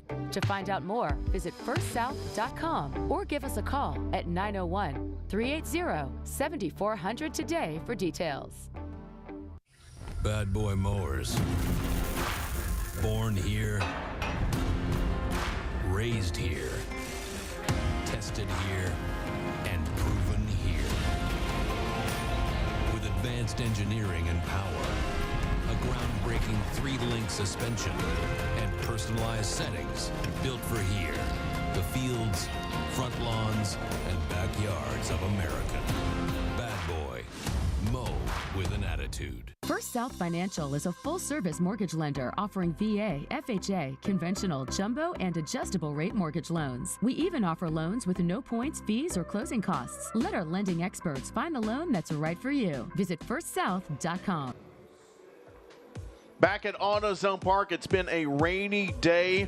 It has been a good day, though, for Loudoun United as they win this one by a score of 3-1. With Peter Edmiston, I'm Tim Van Horn, and it started fast and furiously for Loudoun United. A pair of goals in the first 11 minutes, and then Memphis 901 FC struck back with Laurent Kissiedu. And then in added time, being a man up, Loudoun United added a third. Here's a look at the final stats, Peter. Some good news in there for Memphis, other than the final score. What's Stephen Glass going to take a look at out of this? Well, I mean, they certainly improved after that pretty poor 30 minutes to start the match. The last 60 were much, much better for 901 FC. And you see the shots, the XG. They were the better team for the majority of that match. But again, they just couldn't find the finishing touch, couldn't find the critical final ball and that final touch in the box. And, you know, with the pressure of having Laurent Kissiedu sent off, well, eventually that just told, and Loudoun caught them with a sucker punch in the final minute of play. You know, in open play, take away that first 30 minutes, there's a lot to like from what they did, but it's hard to take away that first 30 minutes, you know. And Memphis did claw back, and they were a man down. And on top of that, we saw some glimpses of some potential there. And again, no Buckmaster tonight, no Leston Paul tonight due to injury. The lineup will change next week, and of course, no Kissiedu next week as he'll be suspended because of the red card. So all in all, on the scoreboard, not a good night for Memphis. However, some good takeaways, and let's remember, last year, Memphis 901 FC lost their opening match and then went on to a historic run. Early on, there's the pair of goals, of course. And coming up next week, it is 4 o'clock right here at AutoZone Park as Memphis will take on the Pittsburgh Riverhounds. For Peter Edmiston, I'm Tim Van Horn. So long from Memphis as Loudoun United wins this one by a score of 3-1.